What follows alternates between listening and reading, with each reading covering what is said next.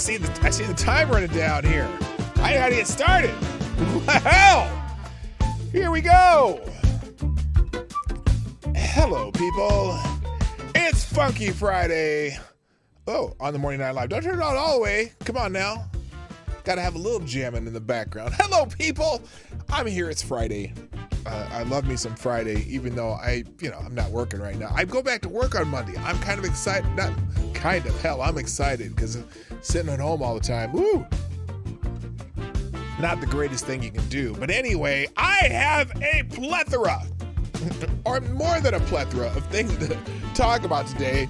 It's going to be Headline Friday because I have 44, 45 tabs open. I'm not getting through all this stuff unless I just do a little hit and run on some of these stories. So we got a lot to do, a lot to talk about. This is my last day with fewer time limits, but also the last day where I can come in this late and still make it through a show. So next week, I'll be closer to the regular time of 10 o'clock Eastern and so on and so forth. But anyway, should we start this show? Because I'm already babbling too much. It's Funky Friday. All the donations will be accompanied by some funk and more than that. So, shall we do it? Yes, we shall. Johnny, stop that music. Thank you, sir. And play the intro.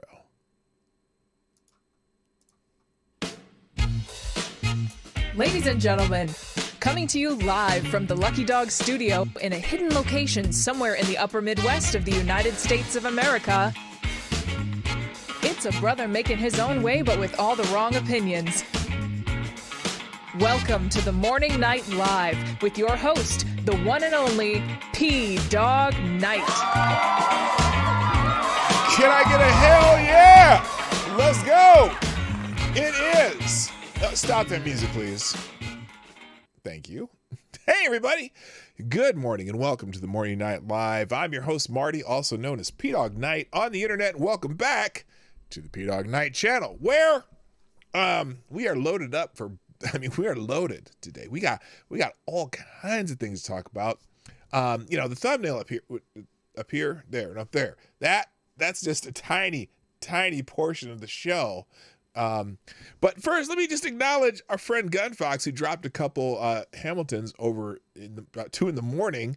I don't think he's going to be able to be here today, but he wanted to make sure he dropped a couple stories. So wait a minute, hold on. It is Funky Friday, right?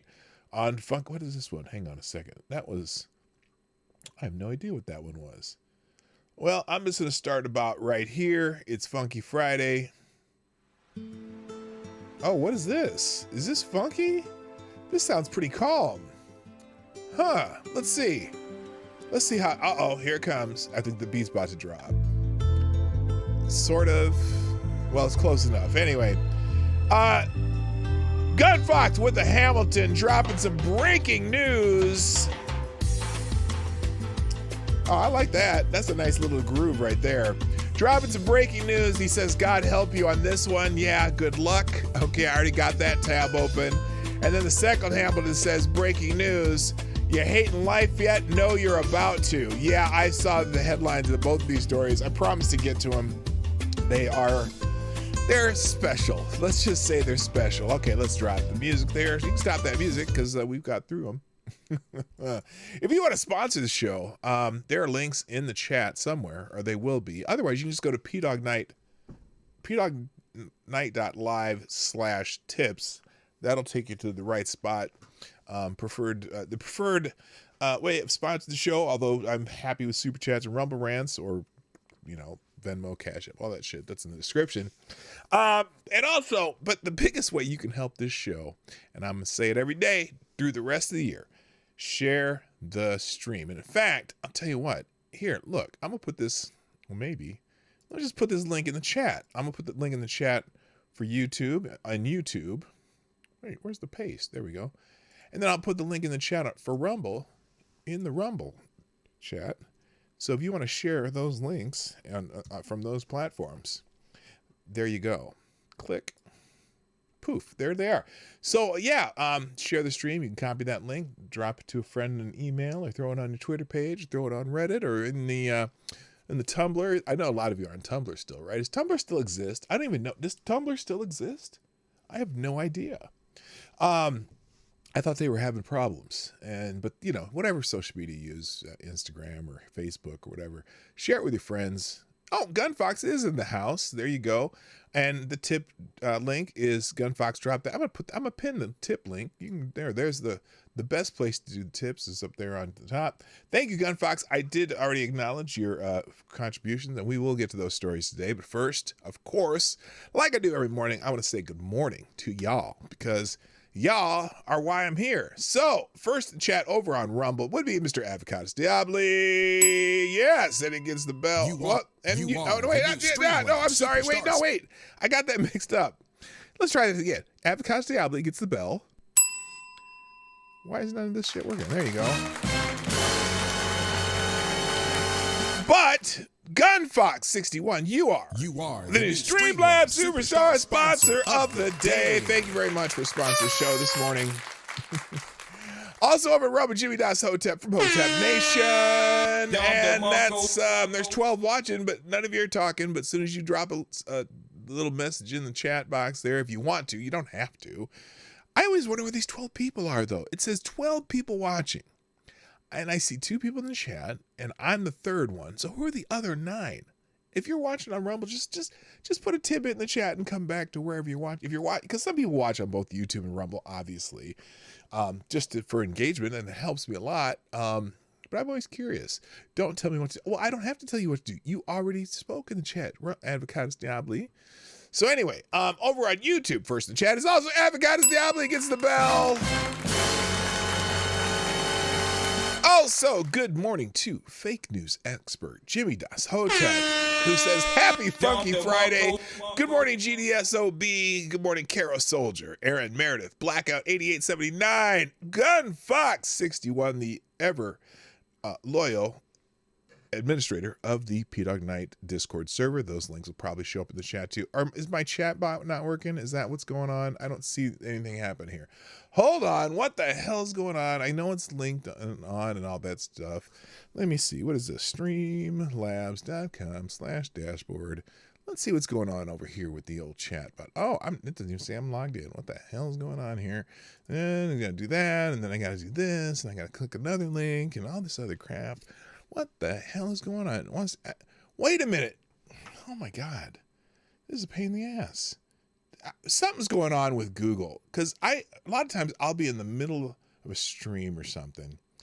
And YouTube will require me to jump into or fix my Google account.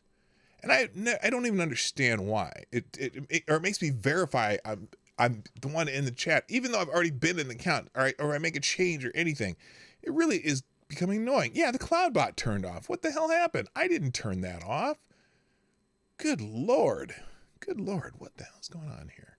All right, we'll fix that. All right, so maybe you might get those in there. But anyway, I pinned the links to the top of the chat. Thank you, Gunfox61. Also in the chat today, at Tack Alpaca, Lord Stanhope's in the house, Unacceptable Views, Aaron Meredith. I gotta scroll a little bit to find some more people. I could have sworn I saw, there's Seamus Derby. What up? Yeah, I said Derby. I said it right. Higgs in the house. What up from the home base floor? Greetings and salutations from the home base in the panhandle of Florida. Higgs home. Cindy, I'm sure, is there with you. Good morning. Good morning to Bishop, a.k.a. Bishop. Also, JB's in the house. Reaction Puerto Rico. You lovely island. Good morning also. Nomads in the house. Hammer time. Also, is that everybody? Simon Wolfwoods, Tex AG, Evan. Everybody's here. And I've got my cup of coffee, the Big Daddy cup, because I am the Big Daddy. And I'm the Big Buppa. Not the Big Bopper, but the Big Buppa. As in, Buppa was what the lovely granddaughter calls me. So, all right, I think I got that all out of the way. Let's start talking about things happening in the world. Now, very sad day in the sports world. And I I don't talk about sports a whole lot. I don't. What the hell's going on here? Oh, I got an open. Sad day in the sports world. A legend in the world of sports has passed away. Dit Buck has passed away.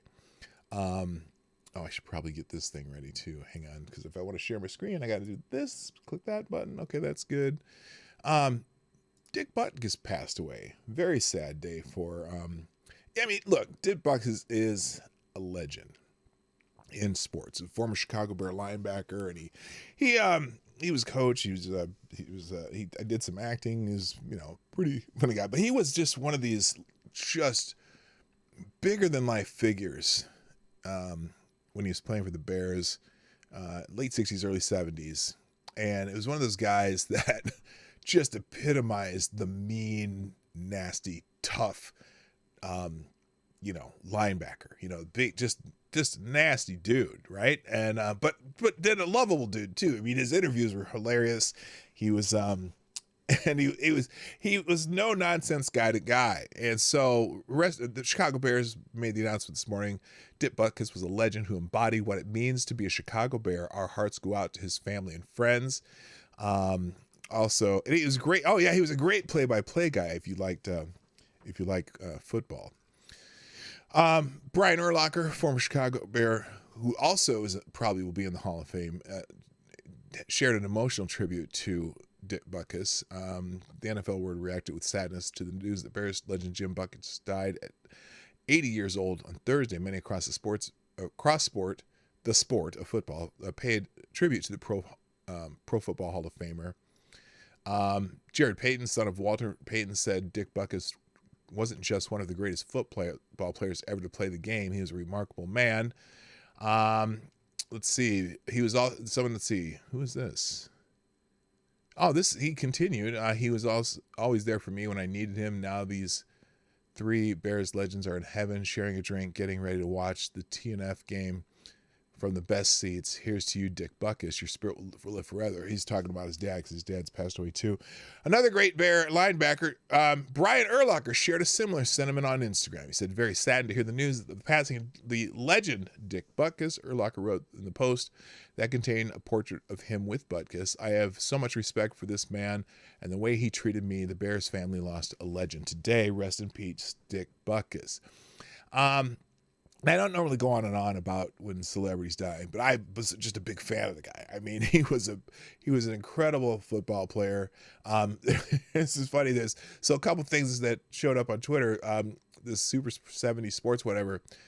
Super sky point to the predatory, legendary, and utterly hilarious Dick Butkus. He was and always will be the goddamn physical embodiment of greatness of the city of Chicago. If your kids don't know, just tell them. If he didn't know who had the ball, he'd tackle the entire other team to be safe.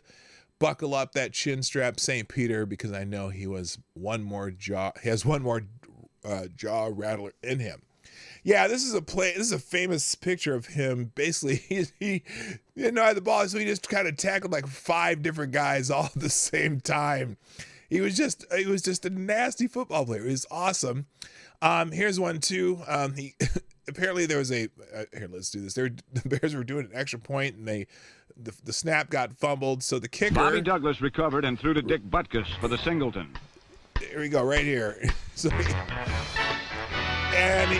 Butkus catches the ball and then hands the ball to the opposing player. So that's pretty funny. Also here's Dick Butkus when he's accepting. They made a statue dedicated to him, apparently at the University of Illinois. I didn't know he played at Illinois, but anyway, this is just typical Dick Butkus. Listen to his, he expresses his thoughts on the dedication of his statue. Here he is. It's a very humbling deal, and and you wonder, why, man. I did what I thought I was supposed to do. And I had fun knocking the shit out of people, So if it was that unusual, I guess you take it, Awesome. So anyway, and then the 3-year Letterman tribute to Dit Butkus. Breaking former Bears player and coach Dick Butkus died at age 80. No, that is not Dick Butkus. That is Mike Ditka, which is interesting that Bears have a lot of names that have something to do with Dick, but whatever. So, it's kind of a combination of Dick Butkus. So Dick Butkus, Mike Ditka. So it's similar. I don't know, but that's funny. So, other things going on today. The Nobel Committee has awarded a Nobel Peace Prize. And this Nobel Peace Prize has gone to, why is this backwards? That should, hang on. I got these out of order. What the hell I ended up clicking that one twice. Hang on, let me fix this. The Nobel Committee. Here we go. What the hell happened here? All right. The Nobel Committee, Norwegian Nobel Committee, has decided to award the 2023 Nobel Peace Prize to Narges Mohammadi for her fight against the oppression of women in Iran and her fight to promote human rights and freedom for all. Now, this is a woman, she's currently in jail in Iran. Good morning, those ain't real dude, by the way. She's currently in jail in Iran. I think she's got like a 51-year sentence or some craziness. Here's someone else who explains it. I congratulate Narges Mohammadi on winning the 2023 Nobel Peace Prize for a brave fight against Islamic Republic's oppression. This award is a slap in the face to Al Khamenei's regime, which has declared war on its own people. Armida Garavan, 16, is in a coma after being beaten up by morality police for not wearing a hijab. I've known Narges for almost 20 years. I first met her in the corridors of the Iranian parliament when she was loudly berating MPs and advocating for the rights of political prisoners. In the years since, she herself became a political prisoner. We last spoke in 2022 before she headed back to her cell, and she was unbound in her fight against the Islamic Republic. The award is also a tribute to the women, life, freedom revolution sparked by the murder of Mahsa Jina Amini. Iranian women are brave enough to continue their fight, but I hope this award encourages Western leaders to stop legitimizing the gender apartheid regime occupying Iran. For Iranian men and women, the real prize comes when we can overthrow the Islamic Republic. So that's pretty strong words, and that certainly can get her in trouble. I believe she's not living in Iran right now, so hopefully she doesn't go to jail just for saying that.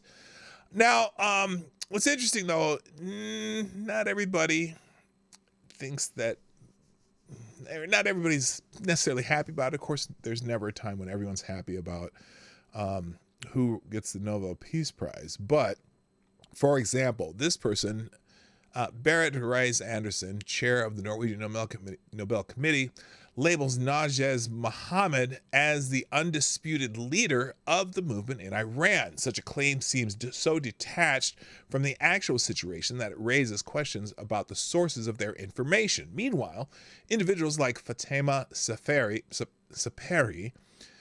who genuinely embody the spirit of Alfred Nobel's will first of all, Alfred Nobel's will, remember, Alfred Nobel came up with this as to save face from him creating TNT and killing a bunch of people. But whatever.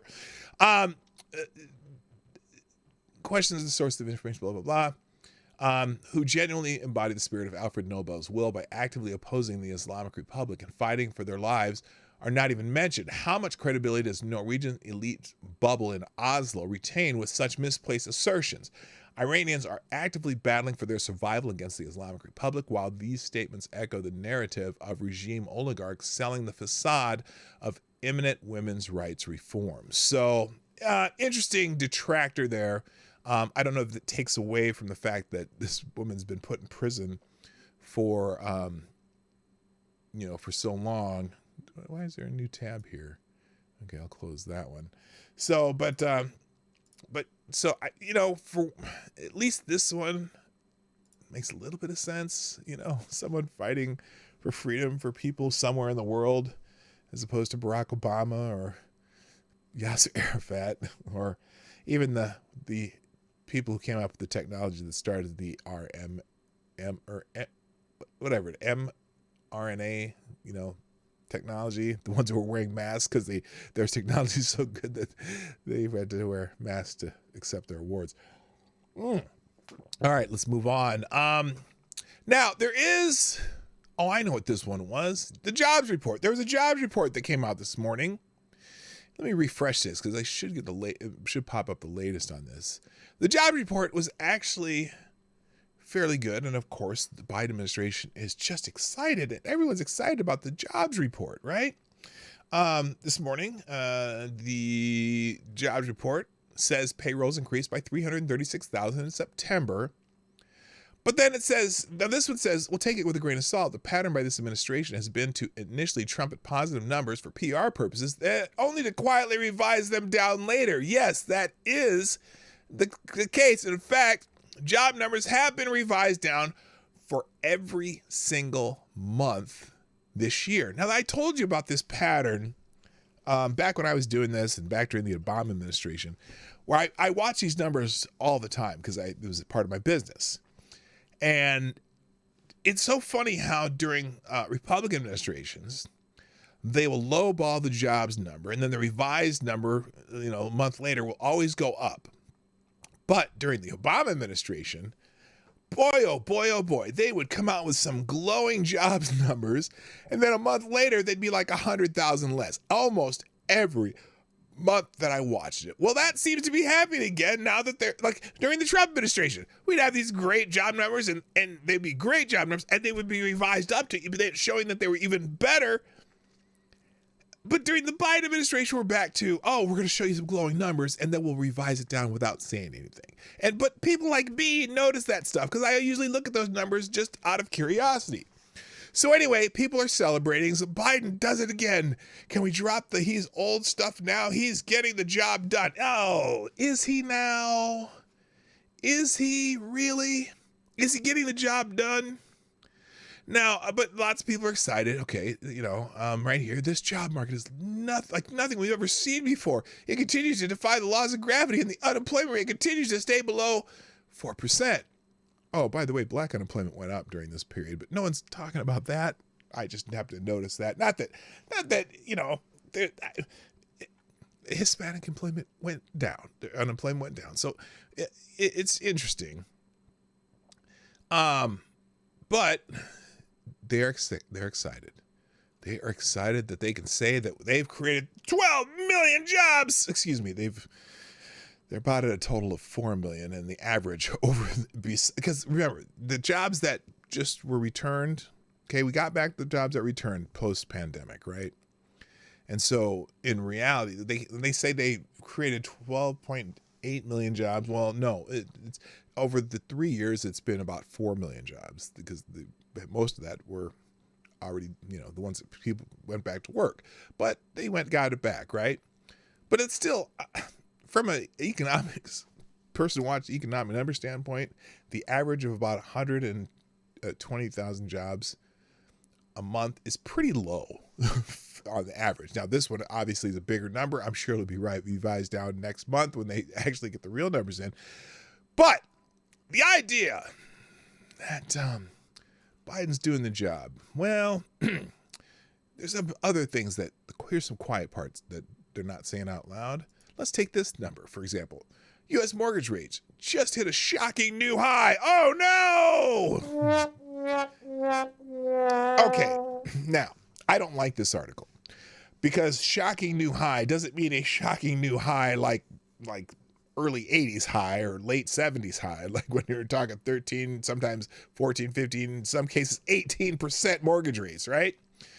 But if you're talking about since, around 2016, 17, 18, 19, at the end of the Obama administration, early Trump administration, yes, they're high compared to that, right? Because I know that ours is like 2.7%, the one because we got the bottom rate when we refinanced our house. But anyway, but when they say now, when you hear these numbers, anyone who's a little bit older than anyone who's Boomer, Gen X, maybe even whatever comes after that, when they were first buying houses, Is that millennials? Yeah. If you're boomer, Gen X, or millennial, you'd be like, yeah, the rates are high compared to the last few years, but we were there when the rates were even higher. When we first tried to buy a house, they were way higher, right?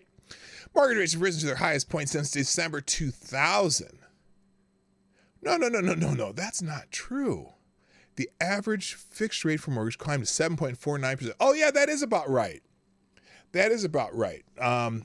When I was in the mortgage business in the late 90s and early 2000s, yeah, that's about right. We were always excited when we got down to about 7% or anything below 7% for a while. And towards my end of my choosing to be in that particular industry, it was roughly 6.375 was a really good rate for a 30-year mortgage, right? You could get some 15 years for 6 1/8, and 30-year rates for 6 3/8.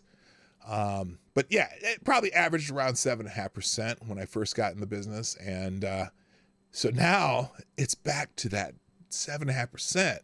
Now that really makes it hard for people, especially the fact that housing prices have gone up. Now there's probably going to be a little bit of a housing bust too here coming up, but we're also going into the winter slump, so it makes it tough for people. But anyway, the average for a 30-year fixed rate mortgage climbed to 7.49% for the week of October 5th, the highest point since December 2000, and up from 3.71% last week, while the 15-year fixed rate mortgage rose from 6.72 to 6.78 in that same time frame, according to a press release from mortgage giant Freddie Mac. The rise comes as housing has become increasingly unaffordable, with the price of a home in August being roughly the average. Oh my gosh, is that the average? $421,000. You know, it's funny. I bought a house in Richfield, Minnesota, and we bought a house in 1990. What year did we buy our house? It was just before 1994. Just before 1994. Just before our daughter was born. That we bought for $67,000. I mean, I'm like, what? And it was like a 2-bedroom, Rambler type house, and then we finished the basement, so we had a full finished basement with a 3rd bedroom downstairs. And the last time it sold was like 4 or 5 years ago. It sold for $348,000, and I was freaking out. I'm like, holy shit, we should just stay in that house. But it's all relative. Anyway, we would have had that mortgage paid off, and that would have been something else. So anyway, but yeah, the roughly $421,000, up from $382,000 in January, while the number of homes that are being sold for the month was down 17% compared to the same point in 22. So that's, welcome to the people are probably getting second jobs to be able to get a house or pay for their house. Now, also, you got to remember too, Biden's playing games with the Supreme Court. He's defied the Supreme Court again with another forgiveness of some student loans that maybe he shouldn't have done. But in June, the Supreme Court ruled that Joe Biden did not have the constitutional authority to unilaterally cancel student loan debt. Biden had originally unveiled a student loan forgiveness plan in August of last year, a mere months before the midterm elections. But that has never stopped him from doing it. Since then, he's used loopholes to gradually cancel the debt of borrowers using existing programs, a move he made again on Wednesday, canceling the debt of $125,000 borrowers, costing the taxpayers $9 billion. The president has long believed that college should be a ticket to the middle class, not a burden that weighs on families. No! The people who want to go to college and want to pay for it to make themselves more marketable in the market should be able to pay for it themselves. And if they don't want to borrow, then they should probably, take night classes once a week or whatever until they do it. Nobody has to pay for your college. There are a lot of people who never even think about going to college that shouldn't be paying your fucking college loans. Debt. So on, so forth. Good morning, TC. How you doing? And my favorite Canadian Jaeger ponies in the house. Nice to have you here. Did I miss anybody while my head was exploding? I hope not. Are we doing berries again? There's lots of berries. Who brought up berry again? Wait a minute. It's in the chat. Lots of people are talking. What's with all the berries? Let's see. I'm trying to find the first berry, a better candy than berries of taro. we were talking about this the other day, weren't we? Or was this on someone else's show? I know we were doing berries. Barry White, Barry Manilow, Barry Gold. Oh, that was on on the AAA meeting, which I could not be there yesterday. We were talking about all the berries. Okay, thanks. We're bringing up berries again. Okay. All right. So anyway, so despite the Supreme Court ruling, the Biden administration has canceled $127 billion in student debt for 3.6 million borrowers.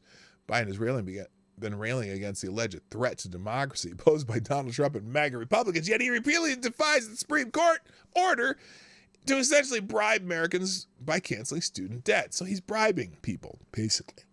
And it's, look, you would think you need an act of Congress to pass something, cancel something that Congress created. But no, Joe Biden's just phone and a pen, motherfucker.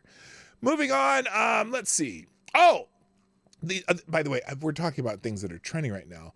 And a young artist named Sexy Red is trending again. Now, remember the other day, I was laughing because this Sexy Red person she's a female rapper and she's not all that sexy, and she's definitely got red, like she dyed her hair red, so half of her hair, well, sometimes half of her hair is red and whatnot.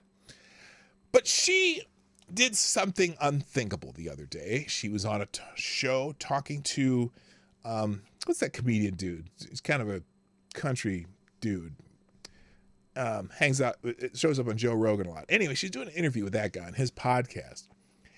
And this young black woman was talking about how she, quote, fucks with Trump. Not literally. That's vernacular for, yeah, I support Donald Trump. She talked about how she would love to see Trump back in office. A black woman, a young black woman, talking about how, Trump did this and Trump did prison for him. Trump was giving us stimulus checks. She likes Trump, right? This is the young woman known as Sexy Red right here. Before that, thank you, Jimmy Das Hotep, for sponsoring the show over on Streamlabs. Jimmy Das Hotep says, I am literally sitting at my computer listing and studying for Cisco network exams because I need more money. I have a business degree, but due to the flood of, quote, free degrees, diminished college, mo kids, mo money, difficult my degree is devalued. Yes. It does devalue your degree if he's just going to, it just doesn't make sense. And people are taking dumb degrees. Thank you, Jimmy. That's so good for sponsoring the show, by the way. Yeah, I know. It's just, if you give it shit away, there's no value to it. I'm sorry. It just decreases the value of it.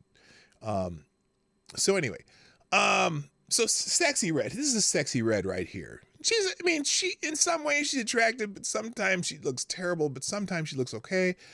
But she got one of those nasty, very vulgar rapper woman, whatever, talking about her parts and what goes in them and out of them.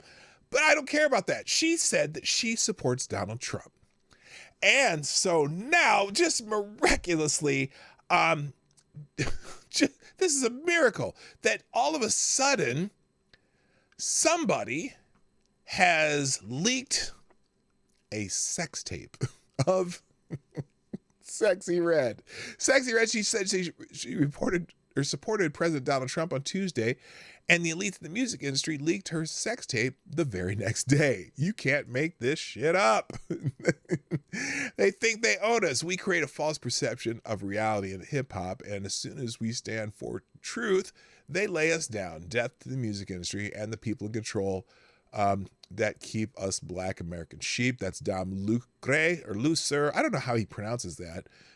He's a prominent conservative black man on Twitter. Would you call him? Well, he's a shit starter. He fucks with Democrats and people all the time. But yeah, how about that? Just all of a sudden, Sexy Red says something about supporting Donald Trump, and they leak her sex tape. Fucking fantastic. So, and does that hurt her? Does that hurt Donald Trump? I don't know. Now, before I continue on, I do want to thank a few people, as I scroll through here. Thank you, Jimmy Das Hotep. Thank you, Somnambule Nation. Let me retweet y'all here too. Since you took the time to do this on your own, I'm retweeting that or reposting it, whatever you call it on Twitter anymore. Let's see. Let's see. Where, there it is, Jimmy Das Hotep. I'm retweet y'all. Thank you for sponsoring or first sharing the stream right now. If you're here, you might as well share the stream. Share in the middle of the stream. Say, hey, come on over. We're having a nice little whatchamacallit chat over here. Also, thank you, Tyler F. And who is this? Wait a minute. Who is this? This is Mirage Vegeta. Yeah, thank you for retweeting the show, Tyler F. Somnambule Nation, Jimmy Das Hotep, all of yous. I am appreciating you right now. All right, back to the news. Where are we at? Josh Barr, there's Sexy Red. All right, next on the docket, Jim Jordan for Speaker is trending on Twitter, and that's because Donald Trump made a bit of surprise announcement. Where is it? Where did Jim Jordan go? Oh, I must have messed up and put 6. Well, anyway, yesterday, Donald Trump has said that he supports Jim Jordan to be Speaker of the House. Now, there's a little caveat on that. He said on, what's that thing he does? Truth Social? As president, I had the honor of representing Jim with our country's highest civilian award, the Presidential Medal of Freedom. So much is learned from sports, and Jim was a master. While attending Graham High School, he won state championship in all 4 years, a rarity. And I can't do Donald Trump. I sound like Reagan doing Donald Trump. Anyway, and then he said blah, blah, blah, all this stuff. He's just, he likes Jim Jordan, right? He endorses Jim Jordan. Other people, Jim Jordan has confirmed that he's running for Speaker of the House shortly after McCarthy's ouster.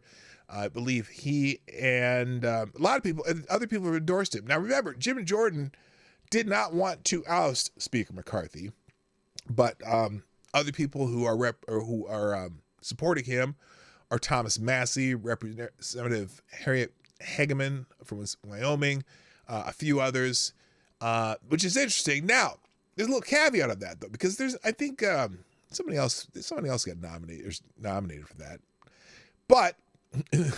Oh, yes, tomorrow the FBI will bust in her door for wrongdoing. Yes, good morning, Chris Kroll. Yeah, the FBI will be there, and the IRS, and everyone's going to be going after Sexy Red now. So, poor Sexy Red, you stepped in it, honey. They're coming after your ass. By the way, good morning, Select Boy, also. Yeah, boy. So, anyway, Jim Jordan, Trump endorsed Jim Jordan, but then there's also a report that Trump said he would accept the House speakership, but there's a catch. Now, remember, people were floating his name for being the Speaker of the House. Now, apparently, a lot of people point out that, Rule 23, the Republican, whatever, said they would not have anyone be in the House, or they would anyone in the House who had felony charges against them would have to step down for leadership. So that would be a problem. But that's not the catch that they're talking about here on PJ Media. Soon after the House voted to oust Kevin McCarthy for the House speakership, the conversation quickly changed to speculation about who might become the next speaker. Several names have been floated, but so far only Representative Jim Jordan and Steve Scalise have declared their candidacies for the post. There's no requirement the House Speaker be a member of the House of Representatives, and some are floating the idea of nominating Donald John Trump. Well, originally, Trump said he wasn't interested. No, I think that's not something I wanted. It's really a nice idea, the greatest idea, but that's not it. A lot of people bring it up. It's brought up all the time. No, it's not something I want to do. I want to look at what's happening, and we're going to be doing something else. No, it's not something I'd be interested in. That's what he said last year. But anyway, now Trump says he would actually do it, but there's a small catch. He told Fox News Digital that he'd accept the position temporarily with the goal of unifying the party while they deliberate on the selection of a permanent speaker. So, whatever. I've asked to be a unifier because I have so many friends in Congress. If they don't get the vote, they've asked me if I would consider taking the speakership until they get somebody longer term, blah, blah, blah. They're not going to do that. And unfortunately, there's still a handful of never Trumpers in the House.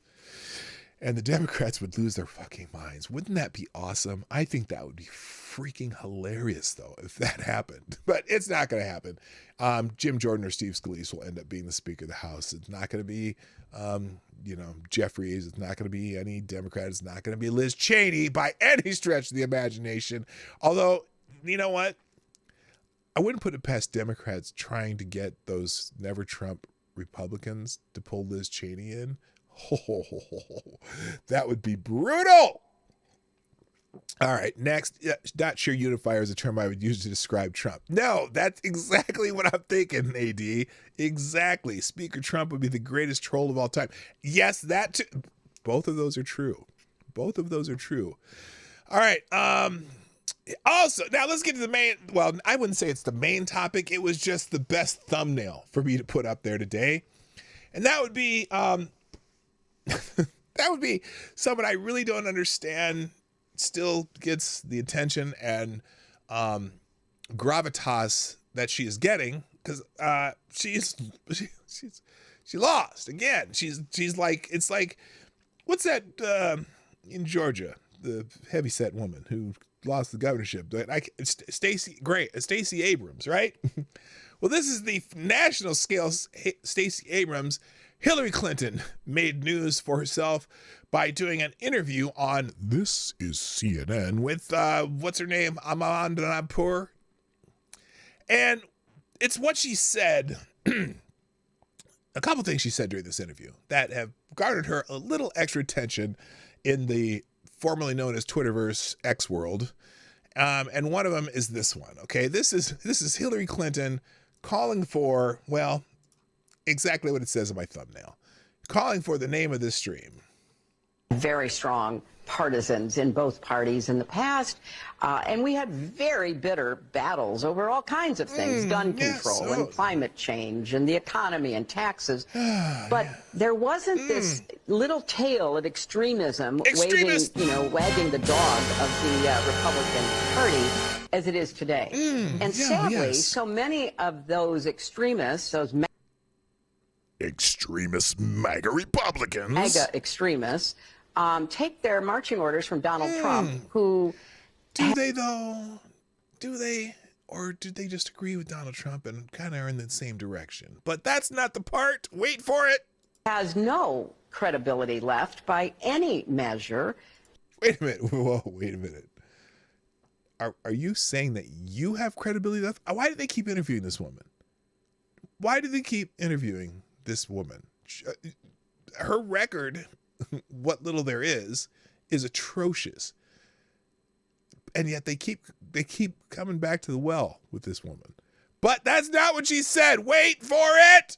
He's only in it for himself. He's now defending himself in civil actions and criminal actions. See, because he shouldn't be defending himself in civil and criminal actions, right? He shouldn't be defending himself. But that's not it. It's coming. Wait for it. And when do they break with him? Because at some point, maybe there needs to be a formal deprogramming of the cult members, but something needs to happen. And how do you... There should be a deprogramming of the cult members. Maybe, perhaps, maybe we should have some re-education camps, right? That would be it. We should reprogram the cult members. Oh my God. So that particular line that got her a little attention. Now I know it's a tiny little, throwaway line, perhaps in her megaphone, and yet she used it, so I'm talking about it. Hello, Brett Hayes, how you doing? Yes, President of Earth, Stacey Abrams. Yes, that's who I was talking about earlier. Zed the Snarky, how you doing? So she's suggesting that a particular group of people be put into camps. Yes. You get the bell for that one. Exactly. So, wait, where's here we go. No, I don't want to. Why won't this do anything? Work. Very strong. Nope. Shut up. There we go. All right. Now, that wasn't the only thing, though, she said in that interview. There was oh, no. What happened to it? Please tell me I just have these out of order. Oh, I do. Okay. Phew. It is there. It is there.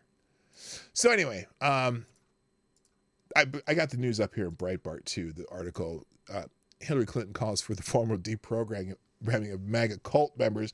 Now, I don't know if she really meant there should be some serious, camps or anything to put the MAGA people in, but it just gives you the attitude of the, of that just section of the Democratic Party who I wouldn't put it past them. I mean, come on, they put the Democrats throw the Japanese in internment camps. They're the ones who did that, right? It wasn't it wasn't the Republicans. I mean,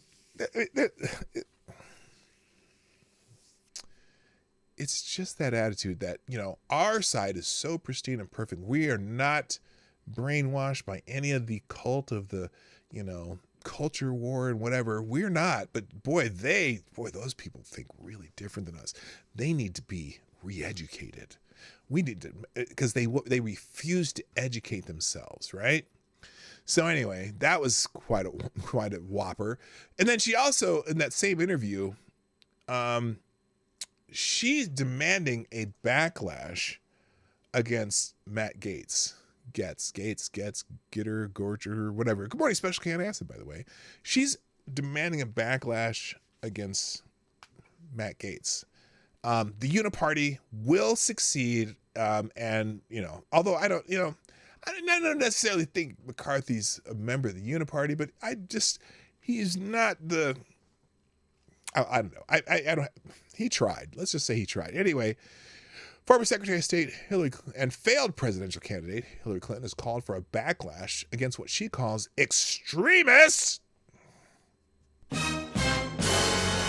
the House GOP after Kevin McCarthy's ouster from leadership. A group of 8 Republicans sided with the House Democrats on the Tuesday to vote to remove McCarthy as the speaker. Now, Matt Gaetz of Florida spearheaded the vote with Representative Steve Scalise and Jim Jordan, the main contenders to take over the speakership. But Hillary Clinton says, quote, they do not represent the majority of even the Republican Party. When you look at the extremists in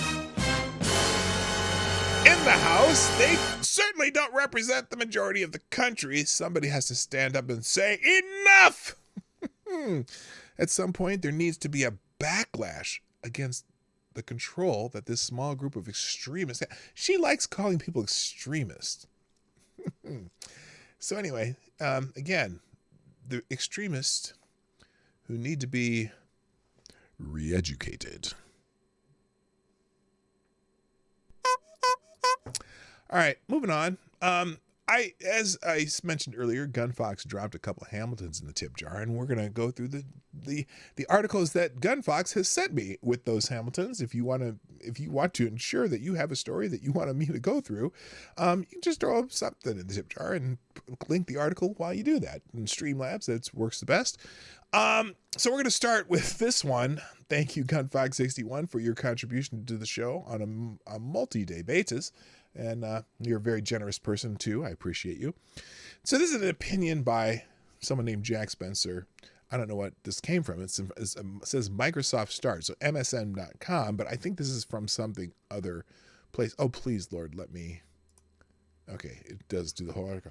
So apparently now, this is as of 17 hours ago, the Biden administration is back on their home appliance kick, where now they're talking about wanting to ban furnaces. Now, it's the administration, not necessarily Biden himself, but they float these things out there. Like, remember the gas stoves? They floated out there. Then everyone like, fuck you, and they like backed off because we're not really going to try to ban gas stoves. And then California said, yeah, we want to phase them out by 2030 or some shit. But they say they're not going to, but they really want to. And then the next thing was gas water heaters. And then now they want to ban furnaces. Well, we're going to see. I didn't read the article yet. Gunfox proposed this to me, so I'll tell you in a second. Here we go. In an attempt to force Americans to conserve energy, the Department of Energy is banning a whole class of popular furnaces, even eventually raising heating costs and reducing product choices for families and businesses alike. And it is using an outdated law to give itself the authority to. Oh, good Lord. While the Department of Energy did recognize many of the comments that I submitted arguing against its attempt to regulate gas furnaces, it did little more than brush them off. Unfortunately, higher costs and less choice won't be so easy for American families and businesses to ignore. So we'll get to what this means. Gas water heaters are highly inefficient. Not all of them. Compared to what? Now, if you have the kind that, what are the kind, the coil kind that only heat water that you're using? Those are probably more efficient, but they're not as they haven't really perfected that yet. I mean, but anyway, Department, where are we at? Here we go. Furthermore, the Department of Energy relied on an outdated congressional authority to devise its final rule. Oh my God, what is the final rule? They got the about law right here. Okay, that's the actual ruling. And the law itself doesn't require the department to tighten standards for gas furnaces when there's no good reason for it to do so, and there isn't. The new rule does not simply alter standards. It would effectively remove a technology from the marketplace and reduce competition. This is antithetical to Congress' wishes expressed in the 1975 Energy Policy and Conservation Act, which makes it clear that maintaining a competitive market for products the law covers is an essential element to the cost-benefit calculation. Yet ultimately, the rule would have a tremendous effect on the furnace market by eliminating an entire technology, namely non-condensing gas furnaces. Hello, Frank Cap. What's up? And Free Voices. How you doing? Oh boy. Free Voice, stay in the show for a little bit. If you stay in the show and you're here at the end of the show, I will drop your link in the links today. Okay, I'll come back to that. It's a weird breaking news. So I'll get to that in a second. Let's see. Now, while the Department of Energy determined that non-condensing furnaces do not constitute a separate marketplace offering relative to condensing models, which it prefers, its conclusion is based on an overly narrow definition of the separate product categories. Essentially, the department concluded that because both technologies are used to heat homes, they are not competitors and thus should not be considered separate product categories for regulatory purposes. So I'm not really sure if anyone knows what they're talking about here. They're taking out a full class that probably, I'm going to guess, is a large part of the gas furnace market, and they're taking away that choice. So anytime you restrict choices and competition, you make the price of things go up. So these differences okay, here's what it is. While both condensing and non-condensing furnaces heat homes, they have different costs, perform differently, and have different installation requirements. Condensing furnaces cost more and entail installation expenses that can be significant. These differences matter to consumers, and this is why both technologies are sold in the marketplace. Indeed, the Department of Energy estimating that non-condensing furnaces would represent 42% of furnace shipments in 2029, prior to its proposed rule taking effect, demonstrating the enduring value that American consumers find in non-condensing furnaces. Congress, right or wrong, sought to improve consumer product efficiency when it passed the Energy Policy and Conservation Act nearly 50 years ago, but it was not seeking to empower the Department of Energy to, in effect, ban a product that, according to the department's own estimate, represents 42% of the market. So that's a significant portion of the market. And first of all, it's not the Department of Energy's job to do this. That would take a congressional change in a law. That they just make up shit as they go along, and that's why I hate these government agencies who just make up shit whenever they want to. And you get a different administration in, and they make up some other shit, and then the new administration comes in and they make up other shit. The rulemaking capability of the various departments of the U.S. government, where it should be a congressional purview and be signed by a president, is out of hand.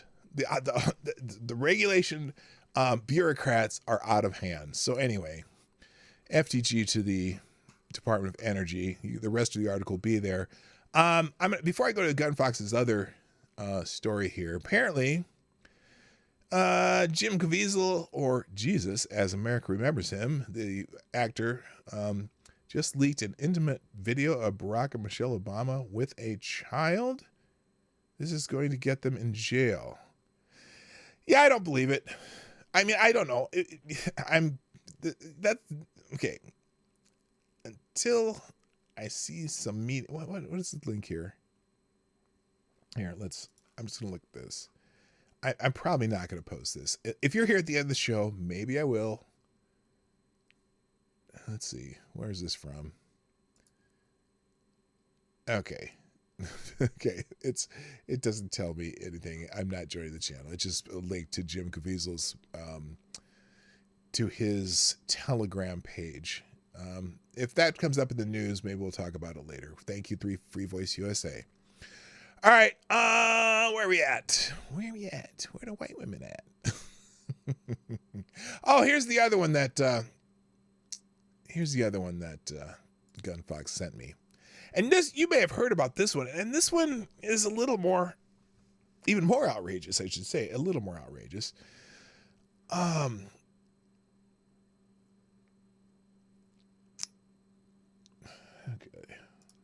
Sorry about that. Why isn't this not clicking? There we go.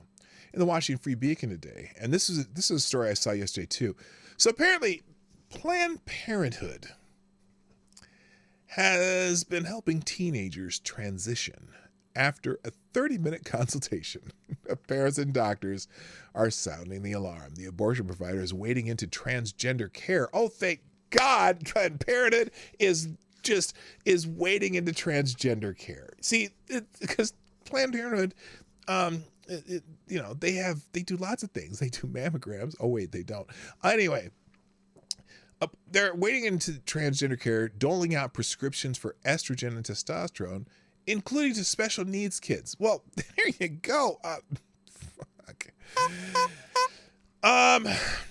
So this article starts out like this. Fred has a history of developmental issues. And that's a lot of kids who claim to be transgender have developmental issues, or a lot of them are have autism. He was diagnosed with autism, technically ADHD with autistic traits. You know, I think ADHD some of it's a bit of a scam. A lot of it's just that because it's always the boys, right? It's always the boys, right? Because, schools make them sit down all day and, try to have boys sit still all day. You got to have, and not just boys, it affects girls, but it's boys especially, because boys have testosterone and are moving about more and are just a little more rambunctious just through chemical reactions in their bodies and brains. And boys need to move. If you looked at 60s, like physical education versus now, which is almost non-existent, it's really weird how all of a sudden we have all these, everyone has attention deficit disorder and all this. But anyway, let me just continue.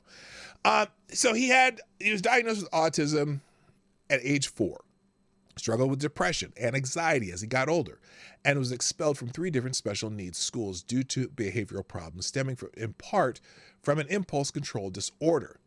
He is an 18-year-old high school student in New Jersey and lives with his parents, who asked the Washington Free Beacon to withhold his name. So they gave a fictitious name. Like many people on the autism spectrum, Fred cycles through obsessions and extreme views. He was part of an alt-right chat group as recently as last year, his parents said, but apostatized suddenly and now considers himself to the far left. So he's going back and forth. Still, Fred has few interests that have remained constant throughout his life, all fairly typical for a teenage boy: guns, power tools, and metalworking. That made it all the more shocking when in December 2022, at 17 years old, he announced that he was a transgender woman. Wow.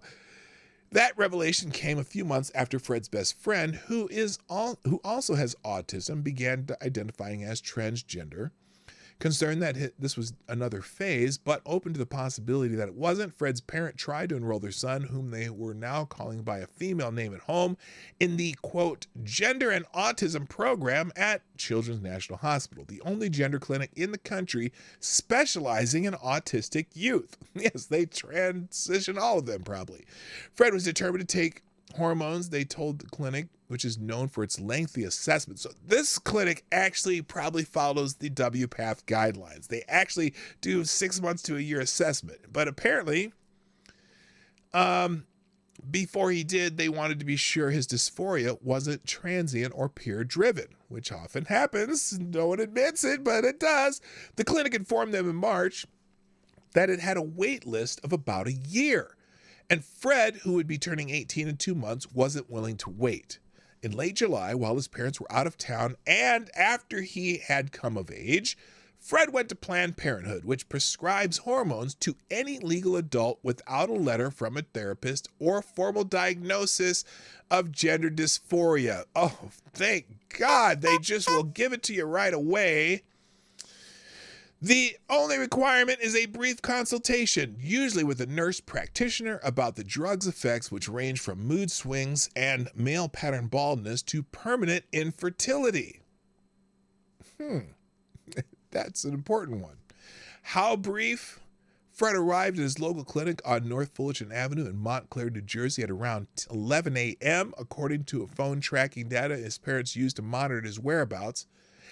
By 11:39, they had received a text message from CVS. Fred's estrogen prescription was on its way. Instead of a months-long evaluation by expert psychiatrists, a nurse practitioner had, in a little over 30 minutes, prescribed their special needs son a powerful drug without their knowledge or consent. Of course, now he's 18. Can they get away with it? It's criminal what Planned Parenthoods all over the country are doing, Fred's mother, a New Jersey pediatrician, said. She's a doctor!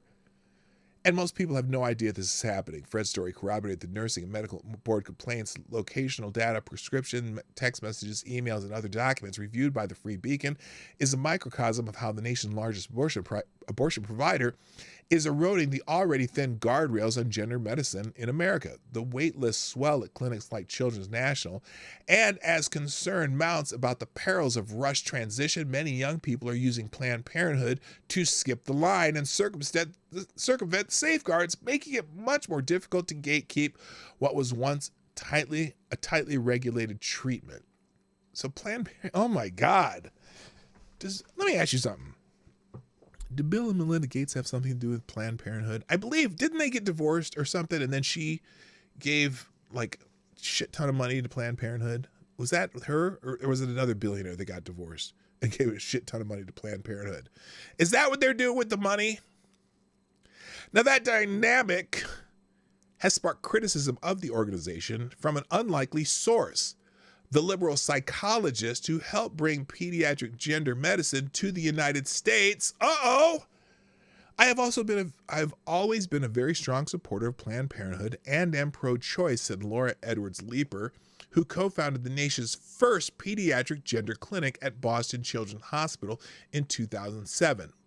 But they have taken on something that they are not equipped to handle. This lack of gatekeeping is so bad, she added, that some of her patients receive hormones from Planned Parenthood before coming to her for an assessment. Holy shit. Like, and now, wow. Because, Boston Children is a leader in transgender health. And they're criticizing Planned Parenthood. Holy shit. Others like Erica Anderson, a former president of the U.S. Professional Association for Transgender Health, says patients they sought to delay from transitioning have simply turned to Planned Parenthood because they don't make you wait. Oh, man.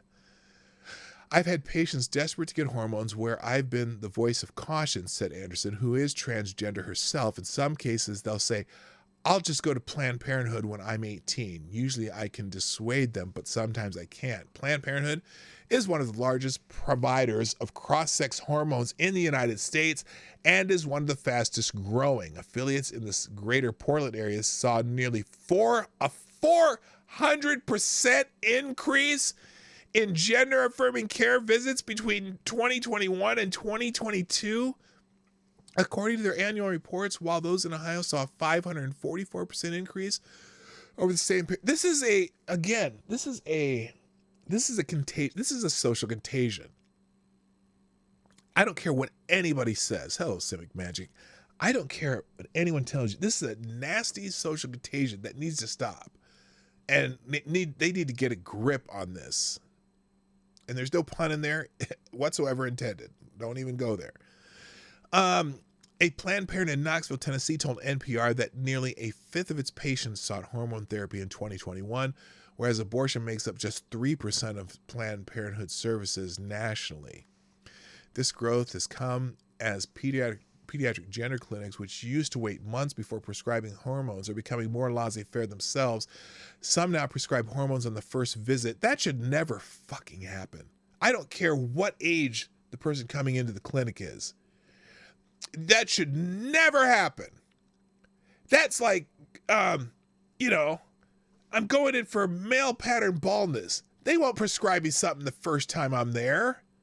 I mean, this is much more concerning. Holy shit. Hello, Gen T. What's up?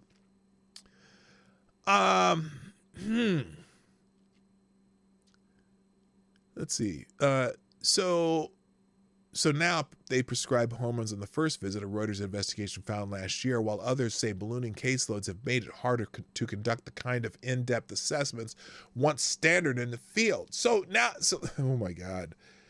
There's going to be some lawsuits coming down the road. There's going to be the mental health crisis is already coming because so many of these people who transitioned and told that this was the greatest thing, it's going to make them less likely to have, and self-ending thoughts, and it's gonna make their life so much better, and they're finding out it's not.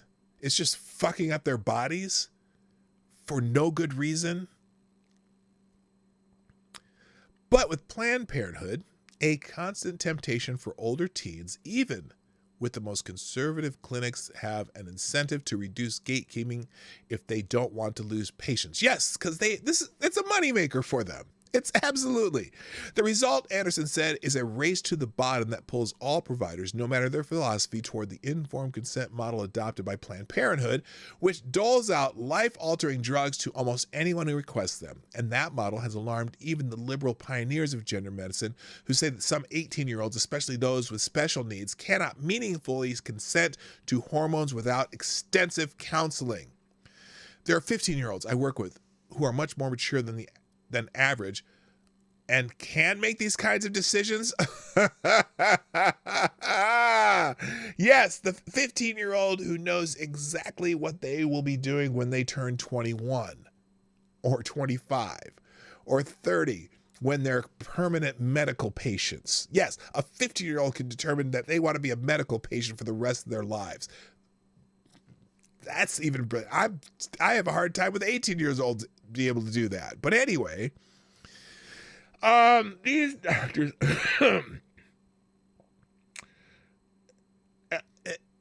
okay, wait a minute. She says there are 50-year-olds I work with who are much more mature than average and can make these kinds of decisions.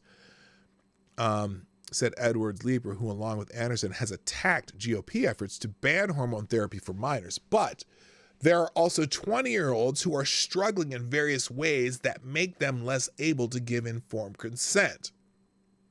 Brilliant. What's up, Trippy? How you doing? Trippy Liberty's in the house. These doctors argue that Planned Parenthood, which relies heavily on nurse practitioners and employs few psychiatrists. Yeah, they're doing this without psychiatrists. The nurse practitioners are not taking the doctor-level psychiatry courses that would help them make these decisions. But they have prescription power where they can write the prescriptions. This is amazing.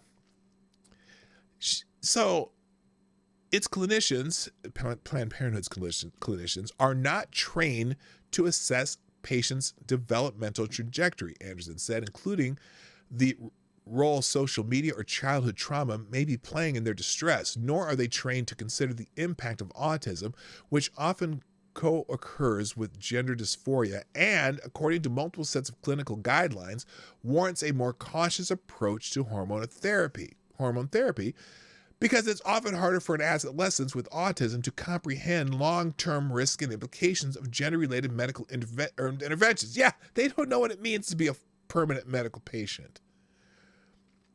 And consenting for treatment may be more complex with this population. This goes a lot longer. I'm not reading anymore, but Jesus. This is insanity. This is straight up insanity. You are destroying human beings. You're destroying perfectly healthy bodies. Hello, number one, how you doing? Yeah, how you doing? The lie you can swap shit when all you become is a castrated eunuch. Right. Welcome to the show, number one. I just noticed you were up there. Hello, and congratulations for fighting the Morning Night Live. This shit's insane. I'm sorry. It just is. They are not, when the World Professional Association of Transgender Health and the U.S. counterpart to that first started doing this, they were saying that the assessments need to take from 6 months to a year before you even start any medical intervention. But what has happened, especially in the last, 5 years, since 5 to 10 years, is that this has become one of those, I would, and not as I say Tumblr just because I remember Tumblr, bedroom feminist, but this has been one of those kind of fads, the social contagion that this is so cool, and parents who have transgender children are such great loving parents, and they're better than everybody. And the transgender kid at school, every single one of them, if you are a kid who has a rainbow in elementary school, the teachers give you more attention and they praise you for being so brave and wonderful. And there's just, just by making it such a beautiful, wonderful thing, kids want to be beautiful, wonderful, and get a lot of attention. And this immediately gives it to them from peers, from teachers, from parents, from community, from those politicians who are they're just trying to let you be what you are without telling a kid, hey, guess what? How can you be born in the wrong body? Are you saying that you have a soul that that should have been in a different body? Are you saying what's wrong with just telling a kid, okay, you think you're a different gender, which is a stupid term anyway, because it's not really what it was originally meant to be. You think you're a different gender, but can you be that gender in the body you're in? There's nothing wrong with your body. Should we alter and damage your body to make you feel better? Or should we say, you know what? That's fine, but you're perfect the way you are. You can be, because supposedly the reason that the transgender thing was so powerful to especially the feminists, the liberal feminists, is that, it's supposed to get rid of gender roles. Gender roles are bad. Gender roles are this and terrible. But you are accentuating gender roles by saying, a boy played with a pink toy, a boy played with a doll, they must be a girl. Isn't that a gender role? Can boys play with dolls and not be girls? I think so. Can girls play with trucks and not be boys? I think so. This has gone insane. And those guidelines that used to be 6 months to a year assessment have turned into 30 minutes in Planned Parenthood. There's something really wrong with that. It's insane. All right, let me move on. Don't want to close the tab. Remember, all these links will be in the links at the end of the show. So if you're new here, every day during the show, all these articles and videos and Twitter things I hit, I put them into a single link. It's called a one-tab link. It'll be in the description of both Rumble and YouTube videos. It'll also be in the chat at the end of the show. I just dropped the link in the chat during the outro. You can find all these articles if you want to find one for if you're doing your own show or you blog or whatever, or you just want to read the rest of the article that I don't finish. They will be in the links that at the end of the show. All right. More Joe Biden follies. I just saw this and I thought it was funny. So, you know how Joe Biden tends to make himself the hero of every story? He's, I did this and I did that and I was the one who made this happen and I was the most important person in the Barack Obama's administration and everything that was good about it. I was the one who was the lead person on that and I was the smartest guy in college and I did this and I wrote the greatest, testimony to the Grand Wizard of the Grand Kegel who died in the Senate. So anyway, to listen to Biden, this is a great article. To listen to Biden tell it, the story. This is a news story he told just recently.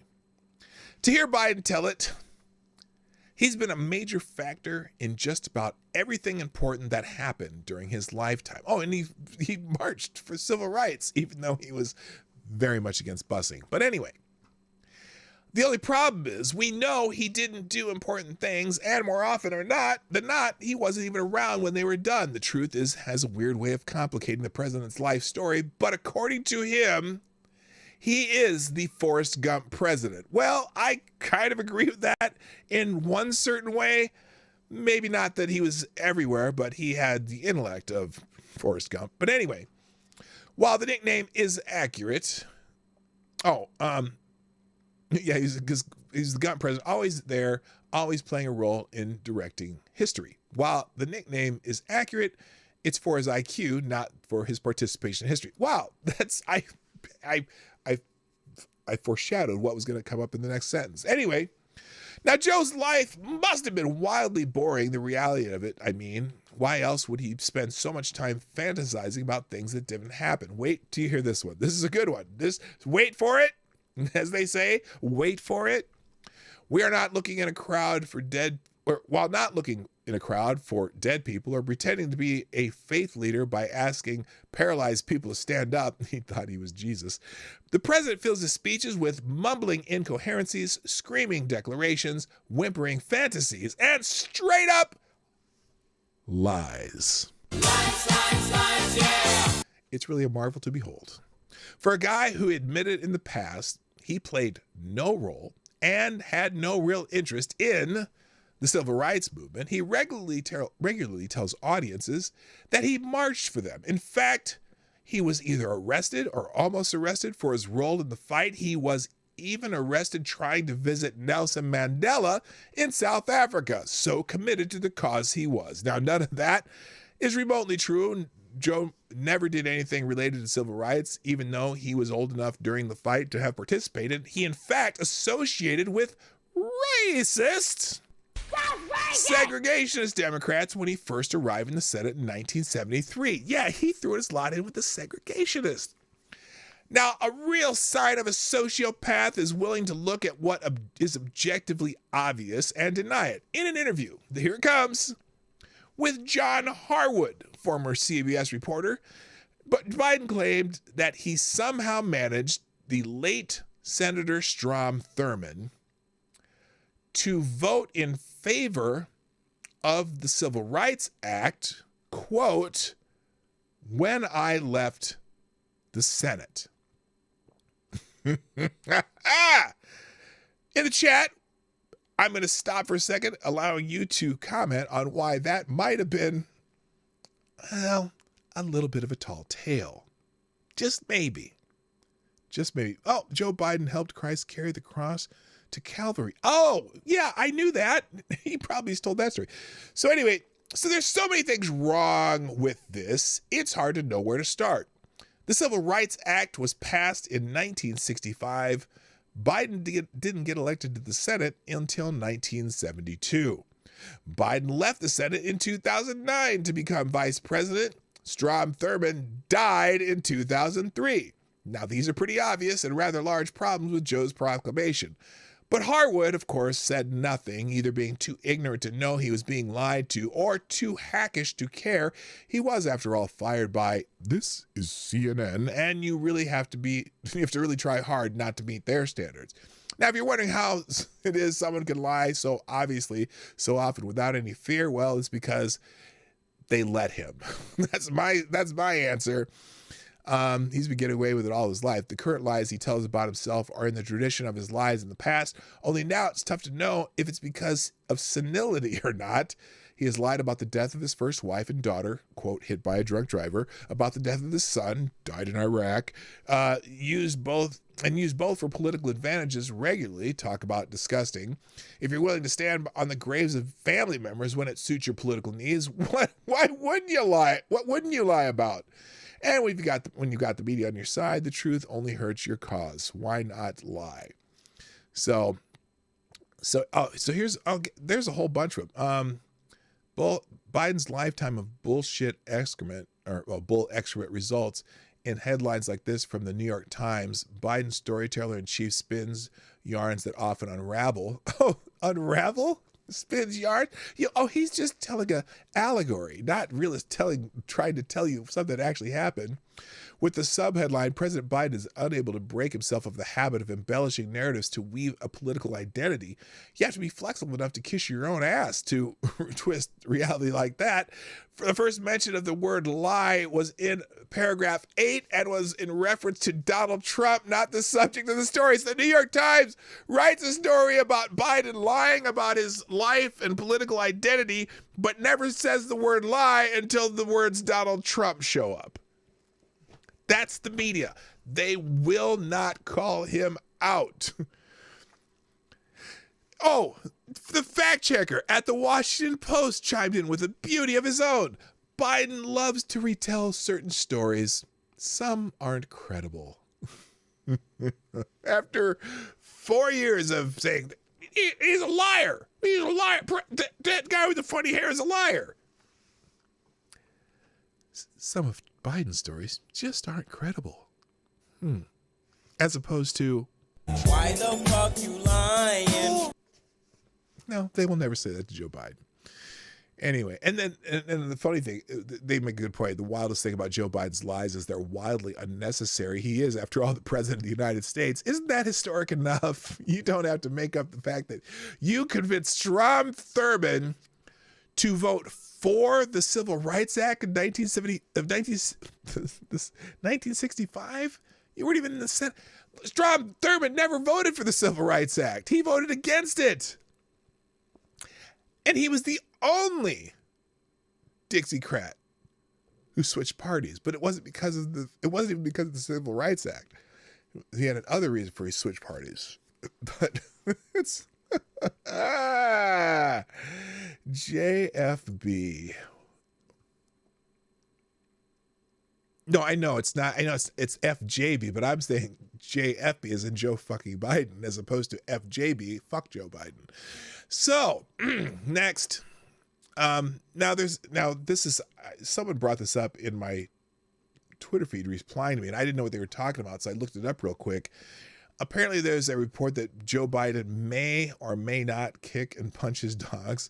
You know the dogs that keep biting Secret Service agents? Well, they say that there's a report that someone's asking. Who is it? Judicial Watch is asking for records on how many times his dogs have bitten Secret Service agents. But apparently, if there's one thing most Americans not named Michael Vick can agree on, is not to abuse dogs. But somebody needs to tell that to President Joe Biden, whose approval rating is already in the toilet, even before today's Judicial Watch revelation. Conservative watchdog, no pun intended, has filed a Freedom of Information Act suit against the Secret Service regarding reports of multiple bite attacks by the first dog commander. The dog reportedly has been removed from the White House after its most recent attack on a Secret Service agent and other White House staff, according to Judicial Watch source. President Biden has mistreated his dogs, just as Judicial Watch has learned that he has punched and kicked his dogs. Now, I don't know if that story's been confirmed. They have a little video of him supposedly kicking his dog here. I don't know if this, I'm not going to play it. You can watch it and decide for yourself. I know he tries to redirect the dog with his foot, but he does it in kind of a rough manner. You'll find it in the video here on PJ Media. You can play that on your own and you can decide. It does look like he kicks the dog one time. Then he almost trips over the dog. Then he tries to redirect with his foot and almost falls on his ass again. I mean, I can't tell if it's just Joe Biden and the dementia and he thinks he's kicking one of his kids, or if it's him kicking a dog, or if he's tripping over his dog. It's hard to tell. Anyone who watches this is going to have a different interpretation. Of course, the lefties are saying, oh, he wasn't kicking his dog. He was just trying to redirect him. Well, redirect him from what? So he won't bite one of the Marines? Who knows? But that's a story that's happening in PJ Media. I think Breitbart. No, that's Front Page and PJ Media. You can decide on your own. Continuing in the Biden family, apparently David Weiss has dropped one of the gun charges against Hunter Biden. Special counsel David Weiss has dropped one of the gun charges against Hunter Biden on Wednesday. The move is apparently a procedural step, according to the Associated Press. The procedural step removes a charge alleging he broke a law against drug users having guns when he bought a gun in 2018 during a period he has acknowledged struggling with addiction. The president's son is now facing a 3-count indictment focused on the same purchase that includes both gun possession and false statement charges. No new tax counts have yet been filed by special counsel David Weiss, who is overseeing the case. Hunter Biden had been expected to avoid prosecution on the gun charge and pled guilty to misdemeanor tax counts in an agreement with prosecutors. But the deal collapsed after a judge raised questions about it in July, and a new indictment was filed weeks later. Now, Hunter Biden's lawyer was, in a fascinating turn of events, is claiming that the gun charge is unconstitutional. Now, fancy that. His lawyers wrote in an August court filing that Weiss's decision to renege on the previously agreed upon plea deal is still in effect and binding. No, it's not, because they never had the judge approve it. So until the judge approves the plea deal, you have no plea deal, you shitbags. Now, the diversion agreement allowed Hunter Biden to plead guilty to misdemeanor tax violations while essentially wiping a felony gun violation from his record. No, not so fast. But Hunter Biden's lawyer, Abby Lowell, told U.S. Magistrate Judge Christopher Burke on Tuesday that he would file a motion to dismiss the charges against his client. Lowell believes the July sweetheart plea agreement remains in effect and that the firearms statute, a ban on gun possession for drug users, is unconstitutional. Interesting. The anti-gun Biden administration has a lawyer for his son saying that a gun law might be unconstitutional. Now, I've said that it probably is if it actually goes to the court. Especially the way they do it. If you have to implicate yourself for one thing, and two, it just seems like it's you would have to have some sort of court or somebody say that you wouldn't be able to use a gun, not just a regulation of some regulatory agency just saying you can't do it. I don't know. We'll see what happens. So, let's see. Oh, and more on the Hunter Biden. FBI has been accused of lying about censoring the Hunter Biden laptop. The guy, that particular person was supposed to testify before Congress. He's a no-show. FBI agent Elvis Chan, who appeared to lie under oath about his role in censoring the Hunter Biden laptop story, failed to show up Thursday to his scheduled testimony before the House Judiciary Committee, a source familiar confirmed with the Daily Caller. The Judiciary Committee subpoenaed Chan on September 21st to appear for an interview on Thursday after he previously failed to attend a scheduled interview, and he's nowhere to be found. So he does not want to go back because probably he perjured himself. Who knows? Jim Jordan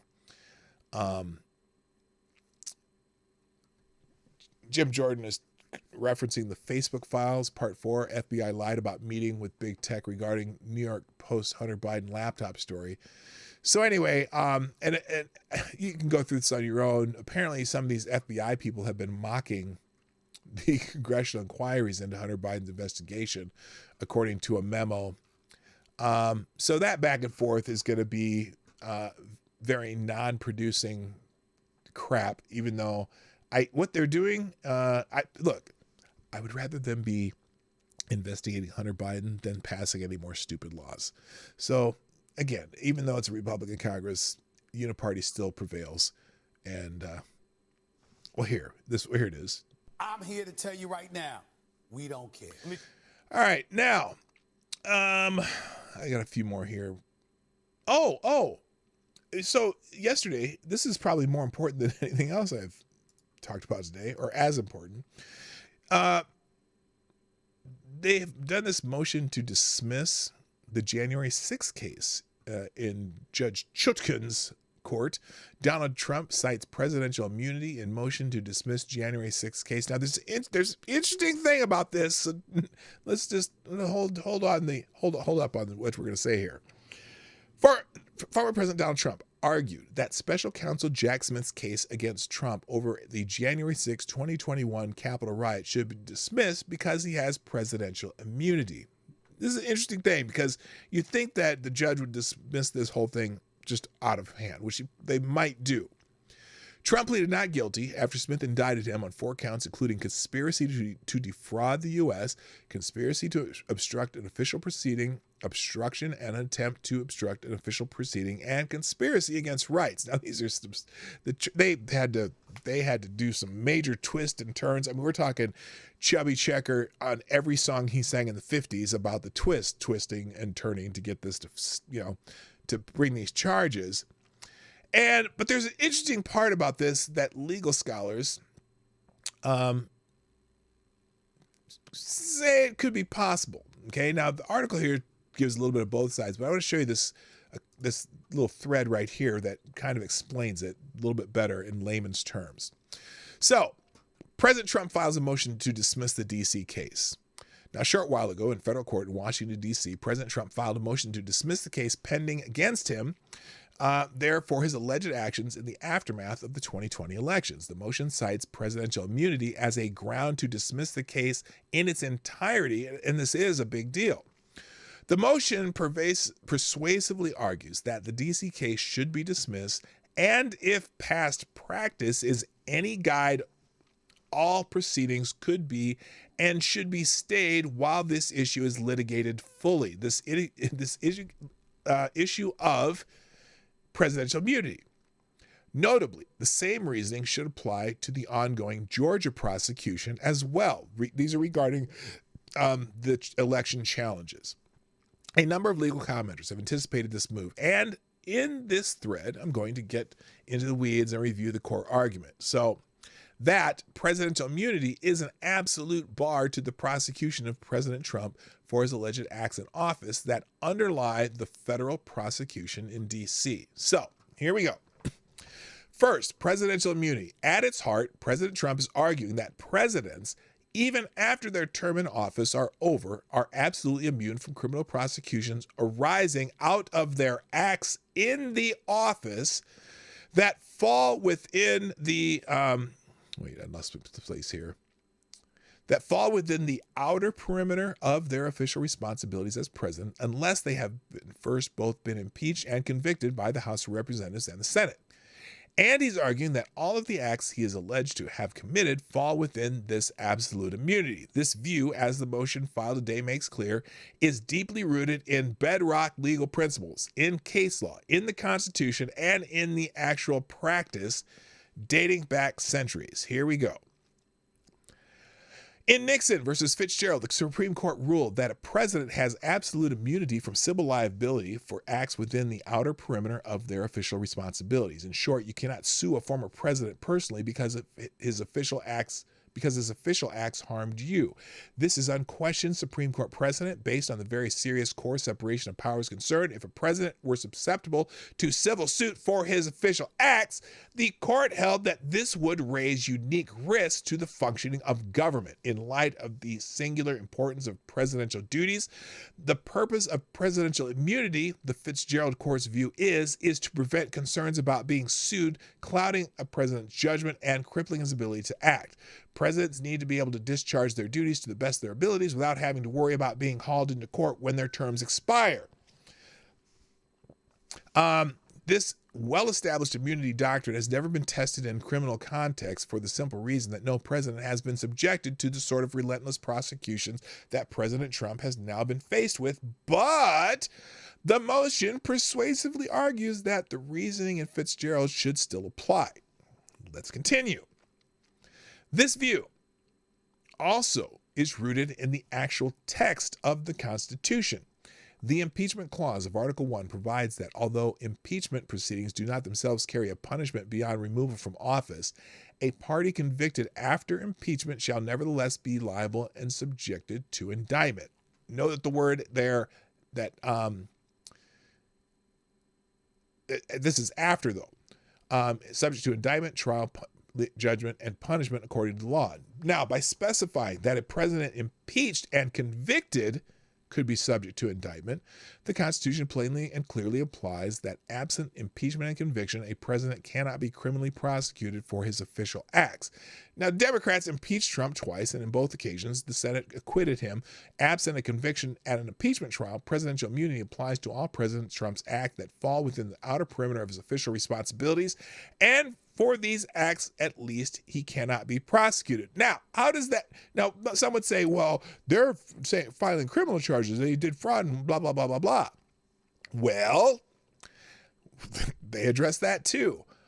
Are the acts that underlie President Trump's indictment in D.C. within his outer perimeter of his official responsibilities as president? Well, this particular person says clearly, yes. First, it is very important to note that in the context of assessing immunity, the motive of a president is irrelevant. Why the president did something is immaterial. The question is what the president did and whether it was within this very broad outer perimeter of his official responsibilities. And because the scope of presidential authority and of presidential responsibilities is so vast, the catchment of the presidential immunity is similarly expansive. When you actually review the alleged acts that underlie the D.C. indictment, the view here is that each and every one clearly falls within the outer perimeter of President Trump's official responsibilities. We're talking about things like, 1, making public statements about the administration of the 2020 federal election. Is that in the outer perimeter of presidential responsibilities? Sure it is. He's the president. He should be making public statements about it. Number 2, communicating with public officials, both in the states and in the federal government, about the administration of the 2020 federal election. Why not? Number 3, taking steps like assembling alternative slates of electors to allow Congress and or the vice president to take action on the federal election fraud that he believed had occurred. It has been done before. Hawaii, 1960. And then remember that the purpose of assessing the scope of immunity, intent, and veracity or falsity are irrelevant. Your view on whether President Trump's views on election were accurate are irrelevant. Your views on why President Trump did what he did are irrelevant. If the acts themselves were presidential acts falling within the outer perimeter of the presidential responsibilities, they cannot form the basis for a criminal prosecution of President Trump because presidential immunity applies. Now, this is only opinion, okay? But this is how the rationale behind this particular motion and why it may actually have some teeth. As a result, since the entire indictment in D.C. case against President Trump is predicated on acts that he is immune from prosecution for, the case should be dismissed. And then they make a final note here. The timing, any denial. Now, this is the part that is going to make this case drag out. Okay, listen to this part. This is important. Any denial of this motion to dismiss by Judge Chutkan or any similar motion in Georgia is likely immediately appealable. They can appeal this motion all the way to the Supreme Court before this case goes on, as is the case in where congressional legislative immunity is implicated, which means depending on how long it takes Judge Chutkan to rule, this issue could be before the D.C. Circuit and potentially the Supreme Court before long, and definitely before the case continues. It's immediately appealable. So this is going to get more interesting. Imagine if this goes to a small panel. They'll probably go full panel automatically, but if it goes to a panel and then has to go to the full panel and still they don't say, this case should be dismissed, and then it goes to the Supreme Court and it does get dismissed. How many Supreme Court justices will Joe Biden appoint before he leaves office? I'm guessing 6. Unless it is like an 8-1 or 9-0 decision in the Supreme Court. Because I guarantee you, Ketanji Brown Jackson will just is not going to base it on the Constitution. She'll base her decision on politics. But the rest, even Sotomayor and Kagan might have to agree with this this motion appeal.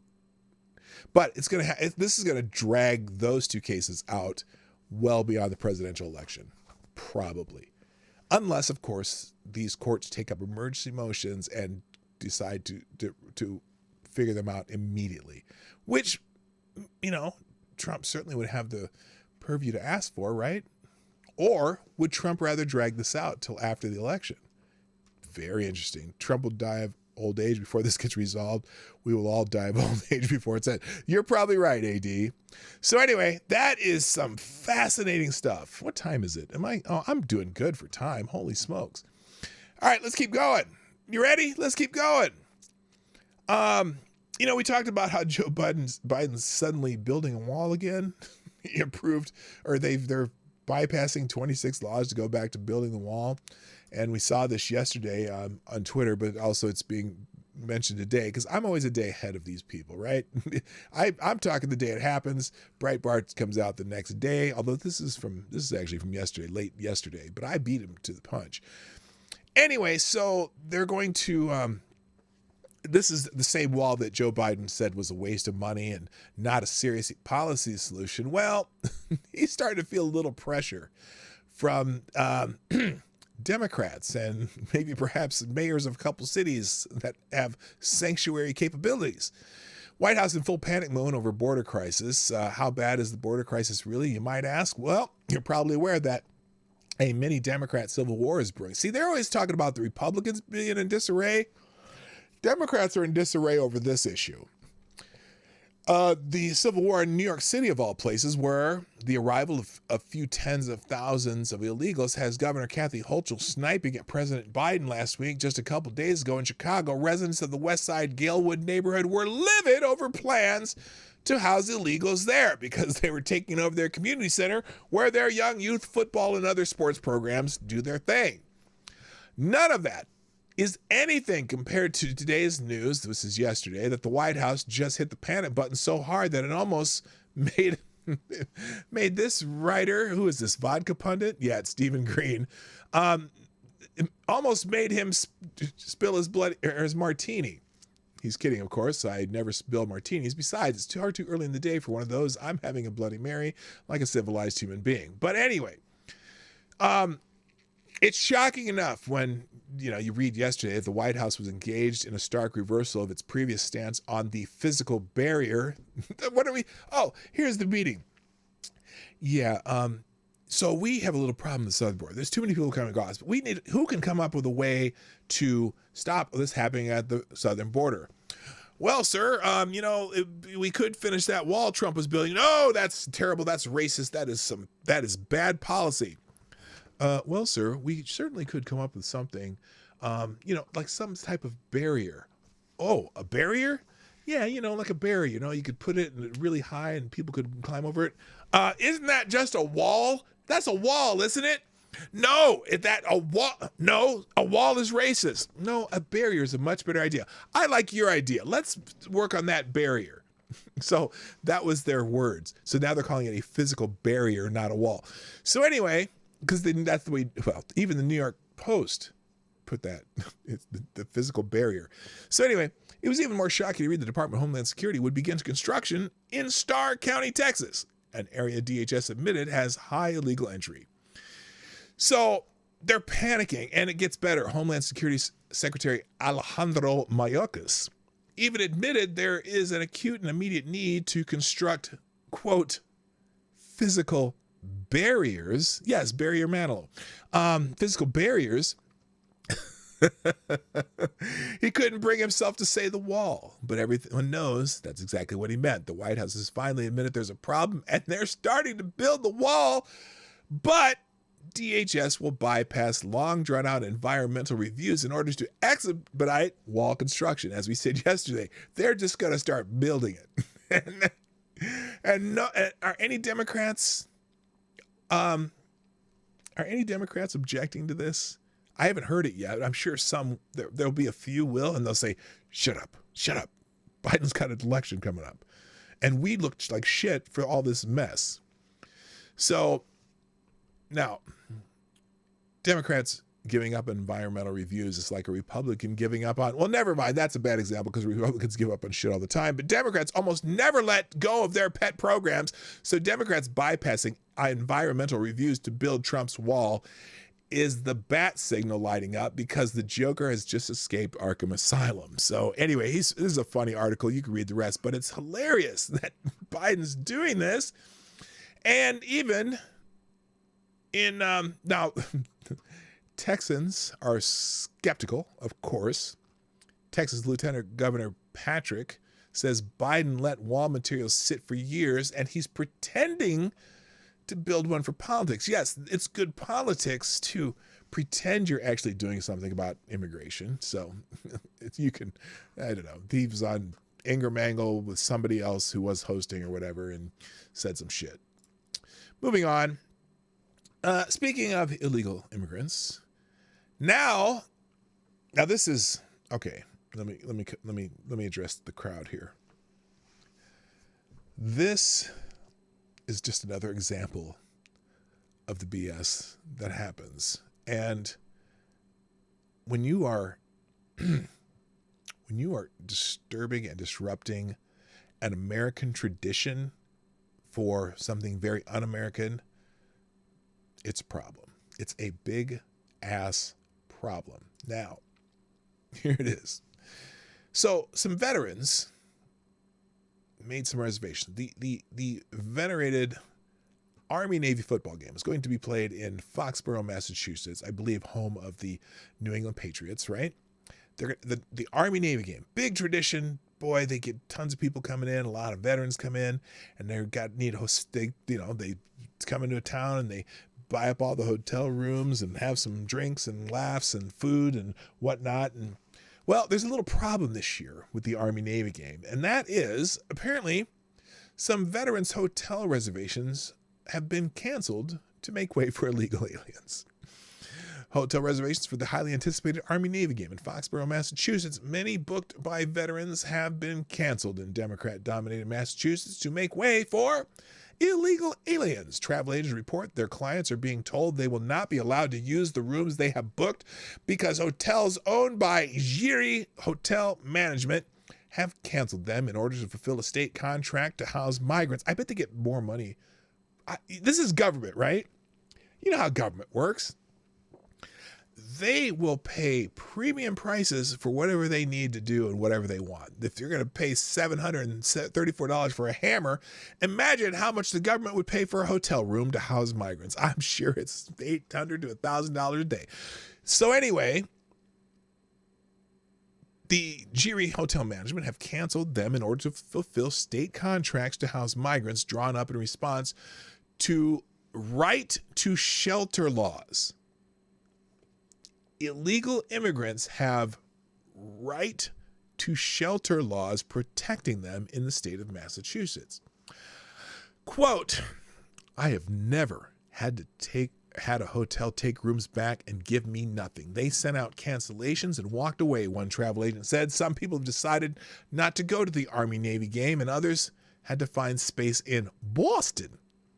Such behavior has long been common in the United Kingdom, where an ever-increasing flood of illegal aliens crossing the English Channel in small boats has resulted in dozens of hotels all over the country being booked out by the government contractors to accommodate them at a cost of $10 million a day. Weddings and other functions are often canceled after hoteliers. Is that a word? What, a hotelier? What? Wait a minute. Is that really a word? I've never heard it. Hotel, IERS. That is not a word. You made some shit up. Hotelier, a manager, owner of a hotel. Okay, I've never heard the term. Hotel property owners or whatever. A hotelier? Okay, I learned something new today. I feel much more educated. I feel much more educated now. Anyway, that's terrible. I'm terrible. Thank you, Edie. Yes, hotelier is a word. Yes, they can sleep in barns, maybe, I know, maybe the people in Foxborough, Massachusetts, the people who live there could just volunteer to host veterans and other people coming in for the game. And because, like in Chicago, and they said, oh, maybe you, or no, was it New York or Chicago where the mayor said, well, maybe we could have you volunteer to host some of these illegal immigrants. Yeah, I'm just jumping to do that. Now, more Biden folly, or let's just say pandemic folly. So remember when they discharged a bunch of American military people because they did not want to take the Fauci juice? And apparently the Biden administration said, okay, well, now you can come back. Or maybe a court said it. Well, they discharged over 8,000 service members over this policy, right? And unfortunately, only 43 of 8,000 troops have sought to even rejoin, have even asked to rejoin. Hello, Cannibalist Wizard. Have even asked to rejoin. Only 43 out of more than 8,000 service members who were discharged from the military over the Biden administration COVID-19 vaccine mandate have sought to rejoin, according to a report by This is CNN. According to the report, 19 have rejoined the Army, 12 have rejoined the Marine Corps, and 1 has rejoined the Air Force, and 2 have rejoined the Navy. The report suggests that the low numbers prove that Republicans who say the mandate hurt recruiting and retention were wrong. Oh, you think? However, some troops who fought the mandate while they were in the military told Breitbart News that they disagree. Oh, wait, what? Yeah, I think that's self-explanatory. What is that? What the hell? Okay, anyway, I don't need to read it. You get the point. Let's move on. Illegal insurrection. Oh, this little epidemic of stealing shit from pharmacies is getting really out of hand. So it literally empties CVS pharmacy in Washington, D.C. Washington, D.C. is routinely ransacked by large groups of kids. How long do you think this one will be open? What up, Bookworm? Nice to see you. Welcome back. How long do you think this will be open? And then Washington, D.C. Mayor Muriel Bowser is now complaining she doesn't have enough police. Yeah, they're giving out, they're really starting, like in some states, I think even in D.C., they're giving like $75,000 signing bonuses in some cities. That's in California because they don't have enough police because they ran a bunch of the police off. A lot retired because of all the BLM stuff and, defund the police movement, all that shit. And they're having a hard time getting new ones. I can't imagine why. They'd have a hard time getting new police officers. Anyway, a CVS pharmacy in Washington, D.C. is being targeted by thieves on such a regular basis that the store is basically empty. A large group of teenagers is hitting the store so regularly that they've even figured out when the store receives new deliveries of goods. So they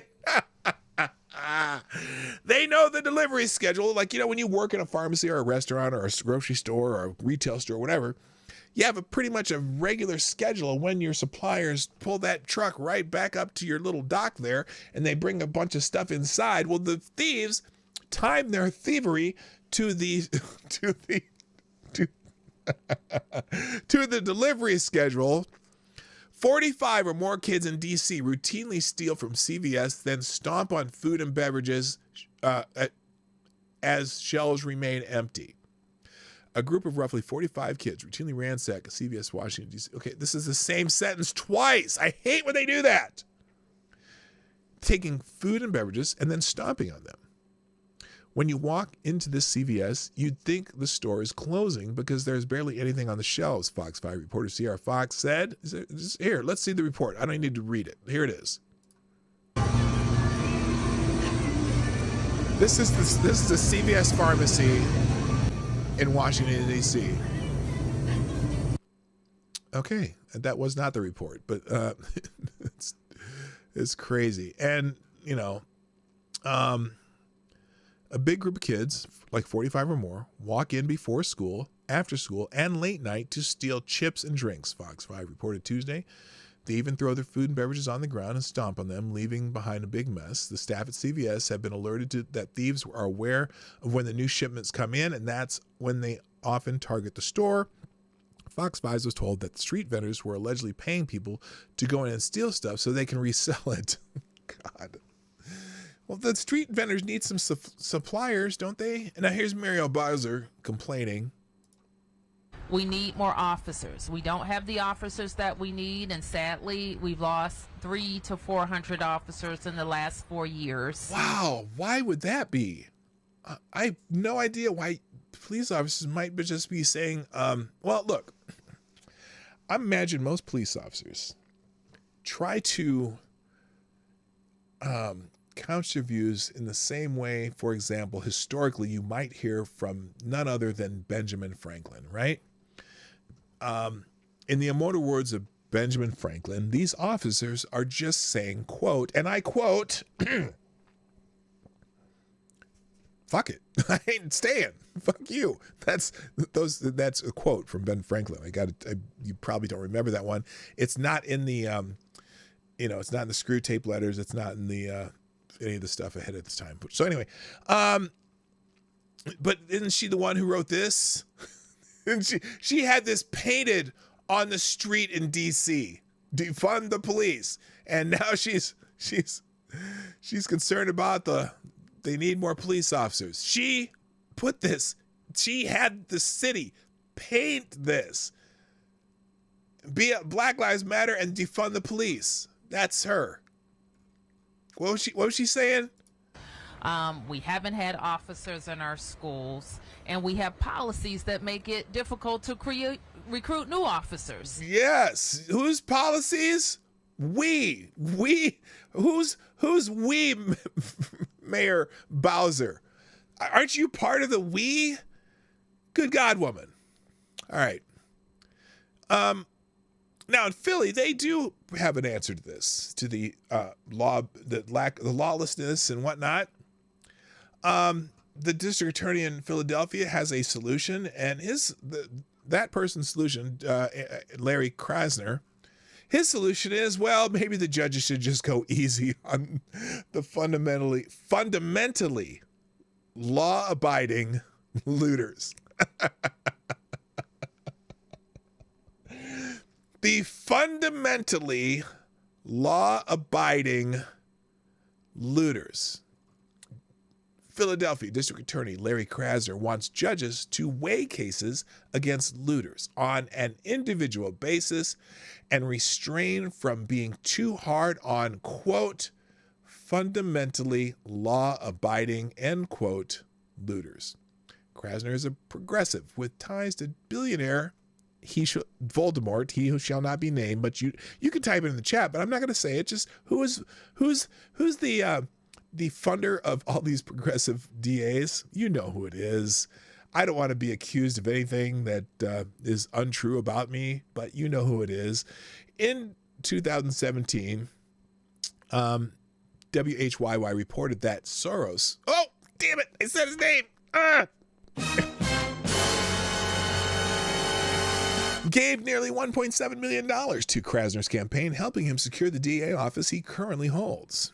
In the wake of the highly publicized scene of looting that occurred in Philadelphia during the past weeks, Krasner is now asking judges to keep in mind that looters, they're not all the same, and some of them are actually law-abiding. Hello, Shrapnel. Krasner said, we're going to prosecute people in an even-handed way. We're not going to let any judge who thinks there is a caste system and some people get better treatment than others. We are not going to let any judge disturb the peace of this city. Yes, the very, very peaceful city of Philadelphia where this kind of stuff happens. Yes, they just break the windows and come in and steal stuff. Yes, these are people looking for bread. Okay, they because sometimes the store that has a lot of electronics also carries bread. This is, I don't know the name of the store. I see a water heater, but no one's taking the water heater. But I see the guy. Oh, he slipped on the glass there. They're walking. Oh, there's TVs. There's a laptop. There's another TV. There's 5 more TVs. More. They love the TVs. This must be maybe. Now look, maybe that's new packaging for bread, and I am just mistaken that is that those are giant loaves of bread, or maybe it's a multi-loaf case of bread in those giant boxes. I don't know. It might not be TVs. This looks like a grocery store. Anyway, the very peaceful and what do you say? We're not going to let any judge disturb the peace of this city. He added, we'll look carefully to see whether this is a one-off situation and they're fundamentally law-abiding people. Well, it's too late for that. Hold them accountable and hold them accountable in one way, or whether they are criminals and they're all about taking advantage of some sort of unrest for their own benefit.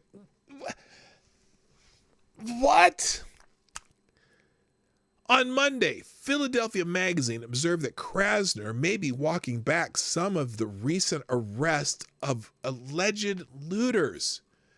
The magazine quoted Krasner as saying a large number of them are young. They are between the ages of 18 and 25. Okay, anybody from Philadelphia or even Pennsylvania, for that matter, in the house? I know. Didn't Gunfox? Well, is Gunfox still here? Is Gunfox still here? What is the age of a minor in Philadelphia? Because ceasing ages 18 to 25, in general, what we're seeing is most of them have no criminal record or a minimal criminal record. Well, maybe that's because you don't prosecute anything, you dipshit. There are certainly some people in this group who are much more concerning than others. A part of our task will be to make sure that we do individual justice in each one of these cases. Well, yeah, sure. Some of them may be drug dealers or had multiple convictions ahead of time, but you just, this is painful. This is painful. Whoever said this timeline hurts or whatever you said, I feel your pain. All right, we're almost done. I got more. And in Austin. See, now this is the theme. This is the theme section. In Austin, is this Austin, Texas? I'm assuming yes. Austin, I guess. Do the police even answer the phone? Defund investigation finds Austin citizens are in distress too over this problem.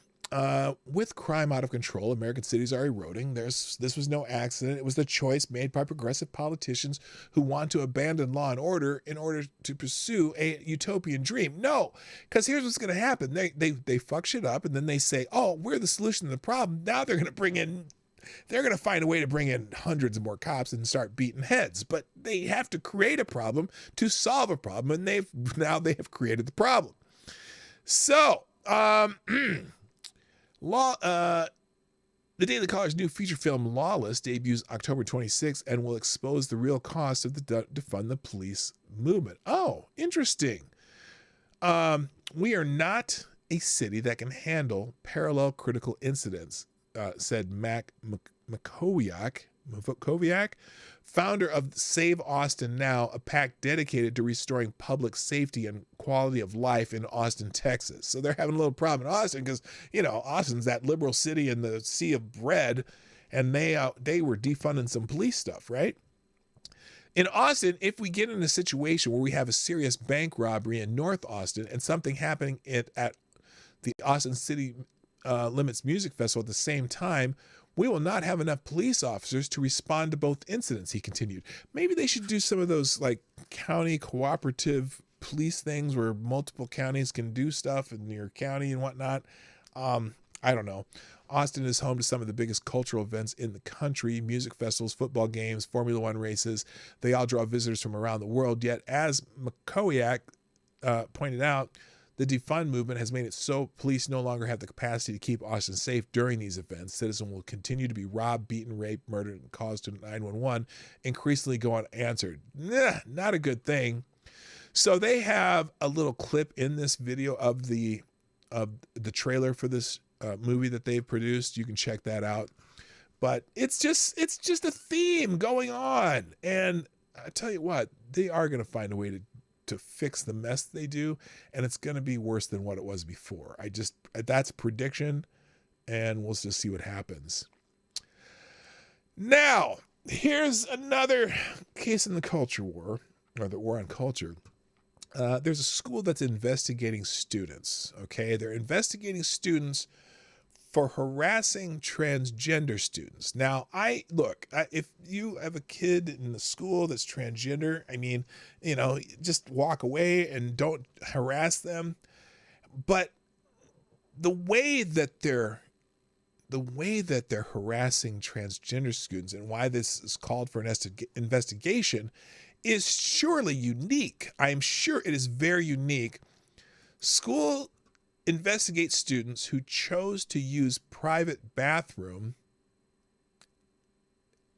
investigate them for implicit harassment of transgender people. So now, if you don't understand what I just said, that's fine. I'm going to read this. This is this is where it's gotten to. Okay. You want to mind your own business and you will still be investigated for harassment. I'll explain. After an Illinois school implemented a policy that allowed students who say they were transgender to use the bathroom of their choice, it said non-transgender students who were uncomfortable with the decision could opt to use the bathroom in the nurse's office. Now, what the school failed to anticipate was that so many students took it up on the offer that the line for the nurse's bathroom began forming down the hall. Got it? So they had a policy. Transgender students could use whatever bathroom they want. Non-transgender students who may not be comfortable with that were going to be allowed to use the single bathroom in the nurse's office, right? Without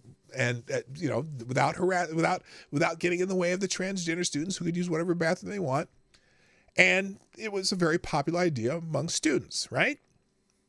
Well, the miscalculation caused the superintendent to say that the students who chose to use the bathroom in the nurse's office, the superintendent says they were harassing the transgender students because they opted for the private bathroom, according to records obtained by Parents Defending Education and shared first with Daily Wire. So, because they chose to use an option that was given to them, the superintendent says that they were harassing transgender students for not going into the same bathroom with the transgender students. That was harassment of the transgender students. You following me here? So, when biologically male high school students came forward and stated they were uncomfortable with biological female students using male restrooms, we told those students they could use the nurse's office restroom. Waterloo Community Unit School District 5 Superintendent Brian Sharon wrote to parents on March 17th. It was an effort to support those students' comfort, but unfortunately, it resulted in a disruption. Really? Interesting. The male students planned to use the nurse's office restroom at the same time, resulting in a line. Oh, he's saying that they planned this. He said, saying the students coordinated to use the bathroom at the same time to highlight how the new bathroom policy affected them. Oh, so they had a protest of sorts. And this protest has been interpreted as harassing transgender students. This line grew dramatically throughout the day, with male and female students filling the hallway and causing students to be tardy or miss classes. These actions were not the appropriate way to send a message to the school district. Really? What would the appropriate way have been? Could they have signed a petition? Could they have come to the school board meeting and protest? I'm sure you wouldn't have liked that either. Could they complain to their teacher? Could they complain to the principal? Could they complain to the school counselors? I bet you didn't give him that option, did you, Mr. Superintendent? We are investigating this behavior as planned harassment of transgender students. Really? How? They decided to take the option you gave them. How does that, are they harassing? Are they telling the transgender student they couldn't be in their bathroom? No, they chose to use the option that you gave them. Some students were already punished by being marked tardy or absent for waiting for the bathroom stall. He wrote, students who attempt to repeat today's actions will be disciplined for attempting to cause a disruption in the school. What if they have to? Okay, I got a better idea. I have a much better idea for a protest. Okay? And we'll have a one-day pee-in. Okay? Yes, a pee-in. All the students in the school, rather than going and using the restrooms, should just pee at their desk, in their pants, bring an extra set of clothes, whatever, or just sit around in their pee clothes all day and see if anyone gets the message. I think it would work. I would think it would work because you don't want them to use the option you gave them. Holy shit. There's a lot more to the story, but I don't care. I'm saying it's just. I'm here to tell you right now, we don't care. You make up your mind. Okay. Designate something else. Designate something else. Who knows? All right. I got a few more we got to get out of here. So those Republican presidential debates, the RNC is starting to admit that they're kind of useless without Trump being at them. Members of the Republican National Committee are frustrated with the current direction of the GOP primary debates, admitting that without former President Donald Trump, the events may not be worth it, according to Politico. The front-runner of the Republican nomination, Trump, has skipped the first two presidential debates, a decision that has drawn criticism from rival candidates. After the first two debates were widely panned, some within the RNC think they need former president on the stage to make the forums worth it. Well, y'all need to figure it out. Trump seems to be doing fine without those debates. Maybe they're all a debate to find out who's in second place right now, for all I know. I don't know how their solution. Trump, can decide to go to him or he can decide not to. Free country. All right. There's a lot more details. I don't care. Carrie Lake. Now, I have my opinions on Carrie Lake. She's a bit of a grandstander, but, I don't dislike her and whatever. Apparently she had this little confrontation with a Arizona representative challenging her for the Senate. Is it on video? Yes, it is. Let's just watch. Former Republican gubernatorial candidate Carrie Lake and Democrat Arizona Representative Ruben Gallego, who is running for the U.S. Senate, got into a heated argument about the border crisis at the Phoenix airport Thursday, a video exclusively obtained by Daily Caller. Well, interesting. They're having a conversation about are they both running for the Senate? Let's see. Lake, who officially filed to run for the U.S. Senate. So these are both people running for the Senate. And on Tuesday, she slammed Gallego over Democrat support for massive influxes of illegal immigrants crossing the U.S. border daily. So let's just watch this because maybe it's not too long. We met once when you were actually still okay. On TV. Never as a journalist. As a journalist. Oh, he was a journalist. Well, I think we're going to have a great race. It's going to be a knockdown dragout. And unfortunately, our border's wide open. You and Kirsten have had a lot of time to do something about it. And even the Democrats are upset about it, Ruben. I think there's a lot we can still do. We've been doing some good work. I think there's some What? What have you done, Ruben? Look, we need to figure out Okay, this doesn't sound like a fight. It just sounds like they would get illegal. We have plenty of people here. The problem is we have plenty of people here right now. We have millions of people here. Look, fentanyl, you want to go talk to some of the mayors? Fentanyl has killed more 100%. young people. And they come through our And ports you've of had entries. an opportunity to vote. This is Ruben Gallego. He's Hi, had how you doing? our border is wide open. He's trying to run for Senate. Our border is wide open. Fentanyl is killing our young people. And it goes through the ports of entries. 90% No, it's cover coming the all ports of over. entries. But that's not And we should really acceptable. fund more border patrol. Under more customs President patrol. Trump, we had a secure border. That's And I'm not the telling you, case. But I look it look is. forward to working together if we can, and obviously we'd have more conversations about this. And I think it's Well, great we're that we going to have actually conversations. I think it's and great that we could have a civil conversation. This sounds pretty civil to civil, me. absolutely. But you know what's not civil? People dying on the streets. And in your district, you have Our the state. In your district. Our state. No, it's your district. You have the fastest growing homeless population in the country. My There are district also veterans. has the fastest growing economy in the country. And this You're is our so state. so This you're is our problem. so you're together. okay. No, I had a solution for our homeless population. And I look forward to working. You did, and this guy wants to destroy our country. He really does. You have the fastest growing homeless population in the country, in your district. I've been bringing. You've got millions of veterans dollars. dying, and you're voting to cut veterans. Yeah, only That's yeah, absolutely Yeah, only that the is person. absolutely true. I just Absolutely saw not. your vote I in just passed committee. the PAC Act. I've worked as a veteran. I received VA And I benefits appreciate, myself. thank you, good to see you. So I appreciate your service to our country, but I sure wish that you'd care more about our border. We're a border state. I do We're care about the suffering. border. As a matter of fact, I will go down the border with you. Let's talk to the mayors. Let's get together. 'cause I'm we can glad come that up you with some really finally good are going down solutions. to the border because I you've go had to a the border all chance the to time. vote on it. You've I've had a gone to chance the to border. vote on it. Look, let's go down the border together. Let's get the mayors So together. I'm- Let's talk about some really Okay, sane I'm gonna solutions that aren't just, you know, There's more there. This is not a, what did he say? They called it heated argument. I don't think that was all heated. I mean, they were both very pleasant and cordial to each other. I mean, heated would be, yelling at each other, but still, it's a debate to be had, and it'll be interesting to see what happens in Arizona with those two. Who even knows if Carrie Lake will get the nomination? But if she's running against Gallego, whose seat's opening up? Who's not running again? Kelly's still there. Who's the other senator? Oh, that's Cinema, isn't it? Which one's up for re-election? That's the one I'm wondering. It might be, maybe it is. No, Kelly just won. It must be Cinema. Anyway, all right. All right, last couple more stories, and we're out of here. Let me close this thing. So this is a Biden judicial nominee dreams of a day that the Supreme Court justices discloses their pronouns in court. Yes, this guy's Republican Senator slam federal magistrate Mustafa Kasubai, him for his woke views.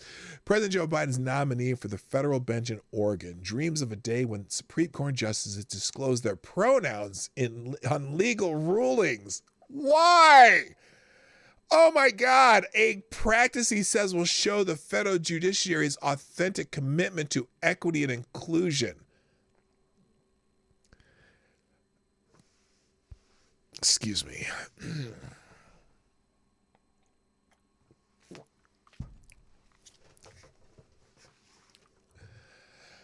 I don't even want to read it. I'm not even gonna go through it. Sorry. It ain't happening. I am not. You can read it if you want to. Are you serious? Oh my God. Another woke news. Apparently Disney has promised to tone down the woke stuff, going on in Disney, except then they've hired Ibram X. Kendi for an ESPN series on racism in sports. The culture wars were bad for business, said Disneyland ESPN's top dog Bob Iger recently, that he vowed to quiet the noise. Iger's idea of quiet, however, is apparently a sane American idea of an ear-splitting cacophony, like gaggle of woke activists for baby killing at a pro-Moloch rally. He has withdrawn his behemoth corporation from the culture wars by featuring race hate huckster Ibram X. Kendi in a new ESPN series on the pervasiveness of racism in sports. Yes, there is no merit in sports. It's all racism. That'll calm things down for sure there, Bob. Fox News reported Wednesday that Kendi, an anti-racist activist who founded the Boston University Center for Anti-Racist Research, debuted a new ESPN series, Skin in the Game, to dissect racism in sports. That Center for Anti-Racist Research is not the glittering resume item it may appear to be, at least to leftist dopes at first glance. After receiving millions of dollars in donation, much of which is unaccounted for, the center folded last week amid allegations of mismanagement. See, he's been getting not only well here's an I don't know if did I keep that example of the mismanagement? Oh no, I didn't. So he has a problem. Apparently, Boston University, the place where he has his center for, what did they call it? Center for Boston University. Center for Anti-Racist Research. Okay.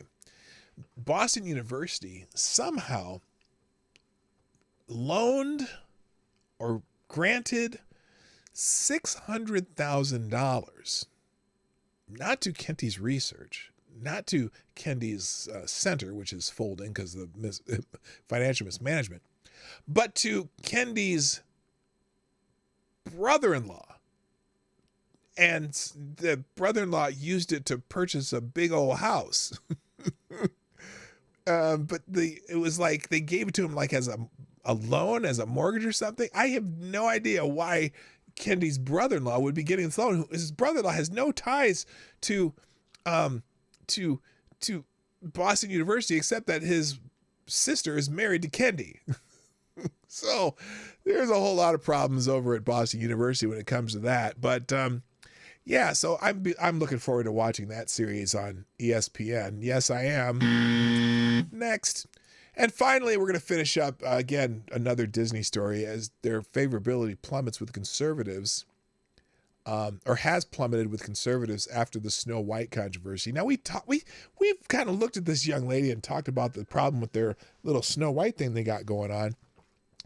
Disney has failed to make any inroads with conservative Americans who turned on the entertainment industry giant over its woke politics, according to results from a new Rasmussen Report survey previewed by the Daily Wire. Now, look, it's not that we've turned on them. It's just we stopped watching their crap they keep trying to sell us. It's terrible. It's not even well written. It's just annoying. Just over 60% of Republicans have an unfavorable opinion of Disney, including 35% who said they have a very unfavorable opinion, the survey conducted by Rasmussen said in late September. The results are starkly divided by political identity. While Republicans are only 32% had a favorable review and 61% had an unfavorable view. For Democrats, the result is almost exactly the opposite. 61% of Democrats view Disney favorably, just 29% unfavorably. Now, I'm sure the fight that Disney had with Ron DeSantis has something to do with that, and the new Snow White, the Snow Beige, who hates the character Snow White. In fact, here, this is an example of her being insufferable. If I'm going to stand there 18 hours in a dress of an iconic Disney princess, I deserve to be paid for every hour that it is streamed online. Oh, so she wants anyone who streams her visage online to pay her. Now, isn't she special? She's also the one who thought the character was a stupid character, and this is not 1935. And the prince doesn't save the princess. In fact, she's looking for Snow White looking for her career as opposed to being a princess. And they just wrote her the story. They could have wrote a whole different freaking story. Her line, she's not going to be saved by the prince and she's not going to be dreaming about true love, the actress said.